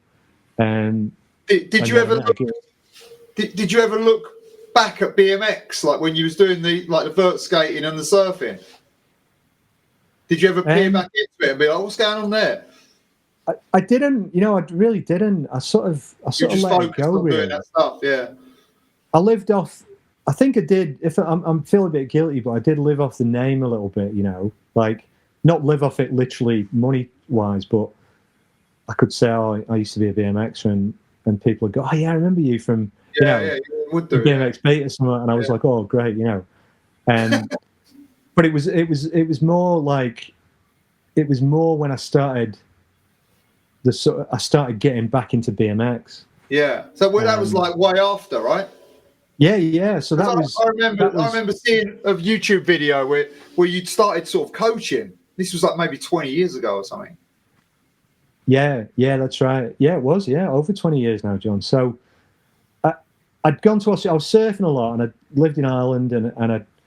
There was no skateboarding really in Ireland at the time, and where I was living in Donegal, so I was surfing, and it was amazing waves, right? So, I ended up surfing with some of the best surfers as well, which was another thing. I never realised that, but got pretty good at surfing, I dare I say it. And then I went to Australia. I'd never wanted to go to Australia or come here. I'm here now. I always still think I'm in the UK half the time, but I am. I never wanted to come, but anyway, this guy said to me, Aussie surfer, really good surfer. John Frank, a great photographer for Tracks, I think it was Tracks magazine, one of the big surf mags, said, you got to come to Australia, go and have a look at it. So I came over and I spent some time. Now, this was, the first time I came was 2003. And I think so I'd bought a BMX again, like a street bike, you know what I mean? Oh, yeah. And I'd started to just do a little bit of riding and all that kind of stuff. And I took it to Australia and I started to ride the skate parks there again, because there was a bunch of skate parks. And I went full circle. Why? I went from not learning anything as a BMXer, get like an old BMXer who could just do a 5-foot air, to going back to riding stuff and learning again. So I went, oh, right. Because we never, the only dropping I ever did, John, was a sideways dropping like that. Yeah. So you know the ones where you used to bounce on the top, or you then the normal dropping where you'd maybe do a one-hander, or you'd do a one-hand, one-footer. Andy used to do the no-hander, right? Definitely he invented that. And I take credit, I'm just got to say this, I definitely invented the rollback wheelie. So that was at Pontins. I was like, check this trick out, Andy. And so I did an endo, and then I let me wheel off, and I rolled down backwards and kept the front wheel. Yeah, okay. Yeah. But anyway, it's not even a trick now, is it? But I felt like I invented that. But it was so then when I came back to BMX, right, I ended up learning again, like being in that beginner position. Yeah. And going, fuck, this is cool, right? Like I'm actually advancing. So I started doing airs again. And then I learned spines, and that took me a long time, right? Because there was no spines for us anyway, like a spine. Yes. So you know the transfer. Yeah. I mean, that terrifying. took a lot. Yeah, terrifying, man. Honestly, I like terrifying. Yeah. And and then learning wall rides, learning a lot of different stuff. Learning how to ride a half pipe with coping on a BMX again, But that was my reintroduction, right? So I was riding a bit of BMX over in Australia and going, oh, this is, I'm super cool. I had quite a nice little 20-inch sort of trick bike, if you like, park bike, they call them. Yeah. And I never ran pegs or anything like that. I did a little bit when I was in the 80s on Raleigh, but it was just for doing those shitty ground tricks, the bloody curb dogs type stuff and all that, that I hated, because it didn't have any flow to it. You know what I mean? Like, it just wasn't. Although obviously you look at the guys now doing the freestyle, right, and it's mind blowing. Yeah, it's way better. Yeah, like it's insane, isn't it? It's a different thing again, but that's when the second iteration of racing came in, and yeah, I mean, if you want to talk about that, I'll talk about that. Well, so you got back into racing? Yeah, well, it was Alan. I came back from Australia, and I wanted to try and live here. And I couldn't get the visa. I couldn't. So I was like, I had to come back. And Alan said to me, Luke, do you want to race with me again? There's this cruiser. There's a thing called cruiser class, and it's 24-inch BMX. And I was like, not really. Oh, okay, then all right. And he said, I've got a team and all that, So I came back and I was like, oh, cool. So I ended up so he gave me a bike, give me a 20-inch, give me a cruiser, 24-inch cruiser, and I rocked up at Tredegar, Wales, this national race, and I won it. Right, I'm in the 40 plus. I've hastened to add the 40 plus cruiser category, but how the tracks had changed, right? Jesus Christ! Like from what we knew, two whoops and a tabletop, if you're lucky, to like an electric start gate, step up jumps, like pro sections. Tarmac berms. It was next level. So, but I could do it.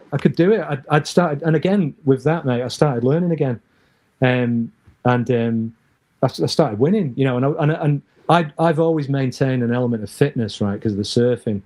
Yeah, I wasn't aware of the fitness end when I was younger, because you just do what you do. But so that transferred into the racing because I had the fitness, and I ended up racing Tony Slater. Oh yeah, I know Tony Slater. Yeah, Tony on Redline. Yeah, I think I raced Billy. Billy came back and was racing. That's Billy right. Yeah. I think he still races, maybe. Yeah, Adrian Warden and Sean Calvert all raced. These were all old guys from the old guys. Sorry, guys, I'm older than you, I think.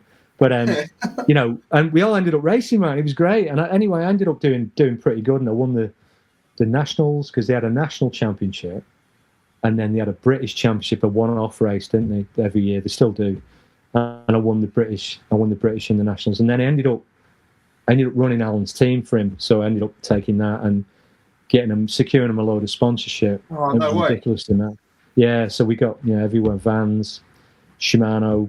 Like it was the packages that we give out to the riders was pretty good. Oh, that's cool. Yeah.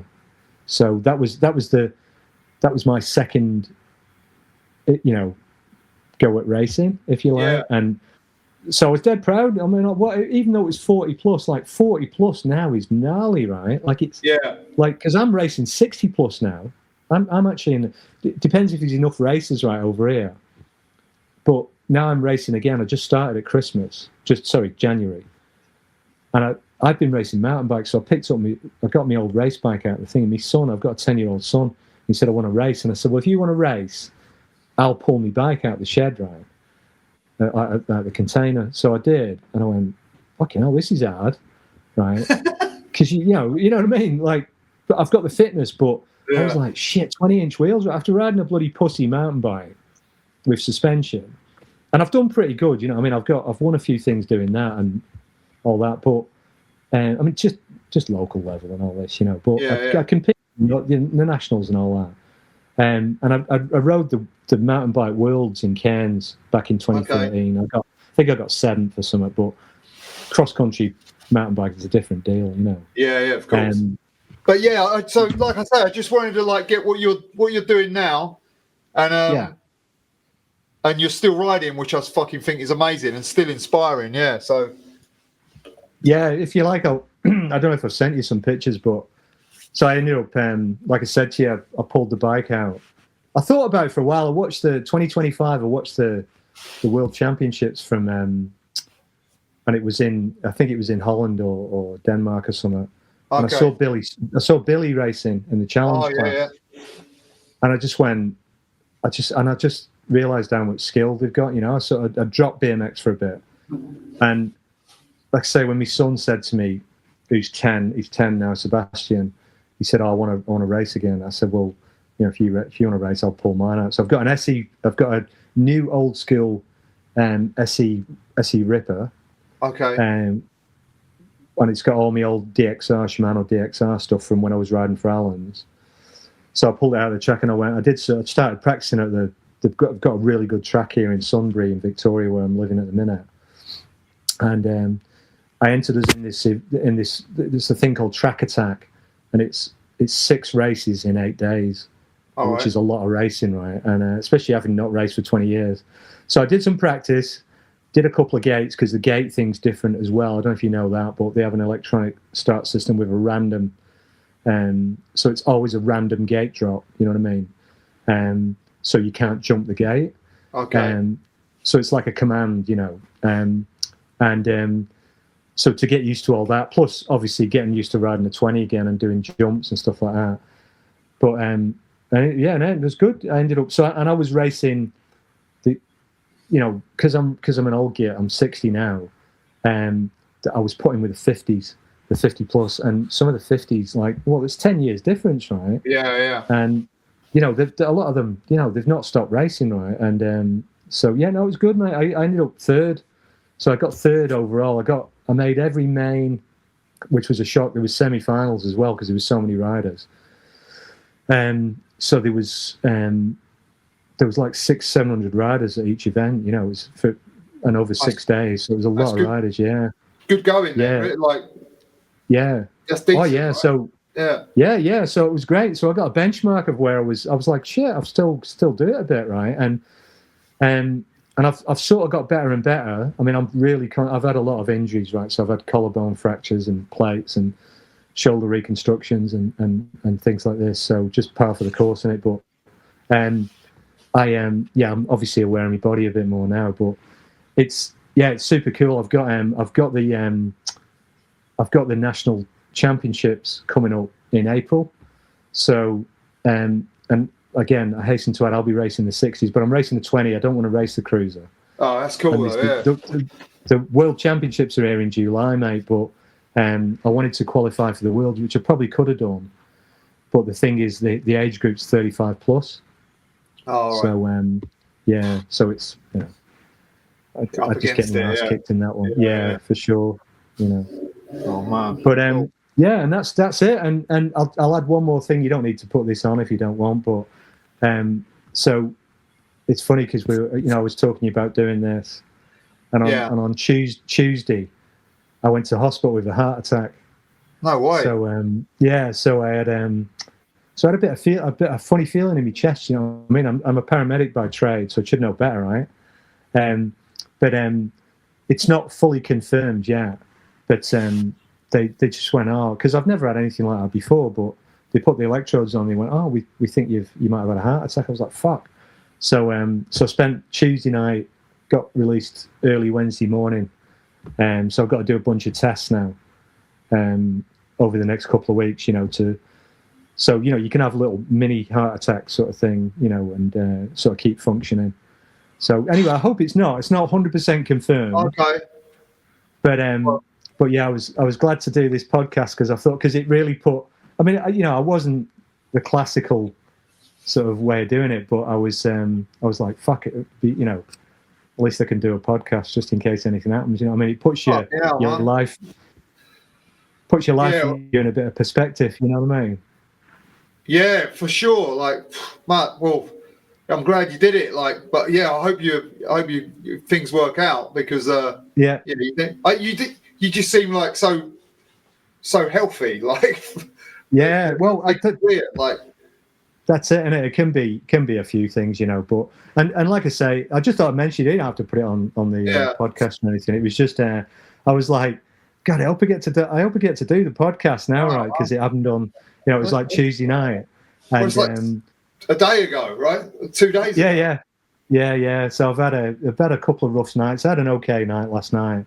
But now I don't feel too bad, actually. And I don't take any tablets or anything. So I'm pretty sure there was a bit of conjecture by the cardiologist. And he said, look, it could be because you've been so active that it can create a level, like a spike in your blood level, which can like mimic a heart attack, So, but look, people have them all the time, and you just have a stent put in or whatever they do, and you still keep functioning, But I'm still determined. I want to do the nationals in April, but yeah, just give me a little bit of a wake up call. Do you know what I mean? I was like, okay, for sure, yeah. So, but I'm stoked to talk to you, John. Oh man, I'm really fucking happy you come on, man. Thanks a lot. That's a fucking good fucking stories you got there, man. I love it. Yeah. Thanks for listening. We've got a Patreon page, so if you could show us any support, we'd be most grateful. The link's below. A lot of work goes into these shows, so anything you could do would be much appreciated. Thank you.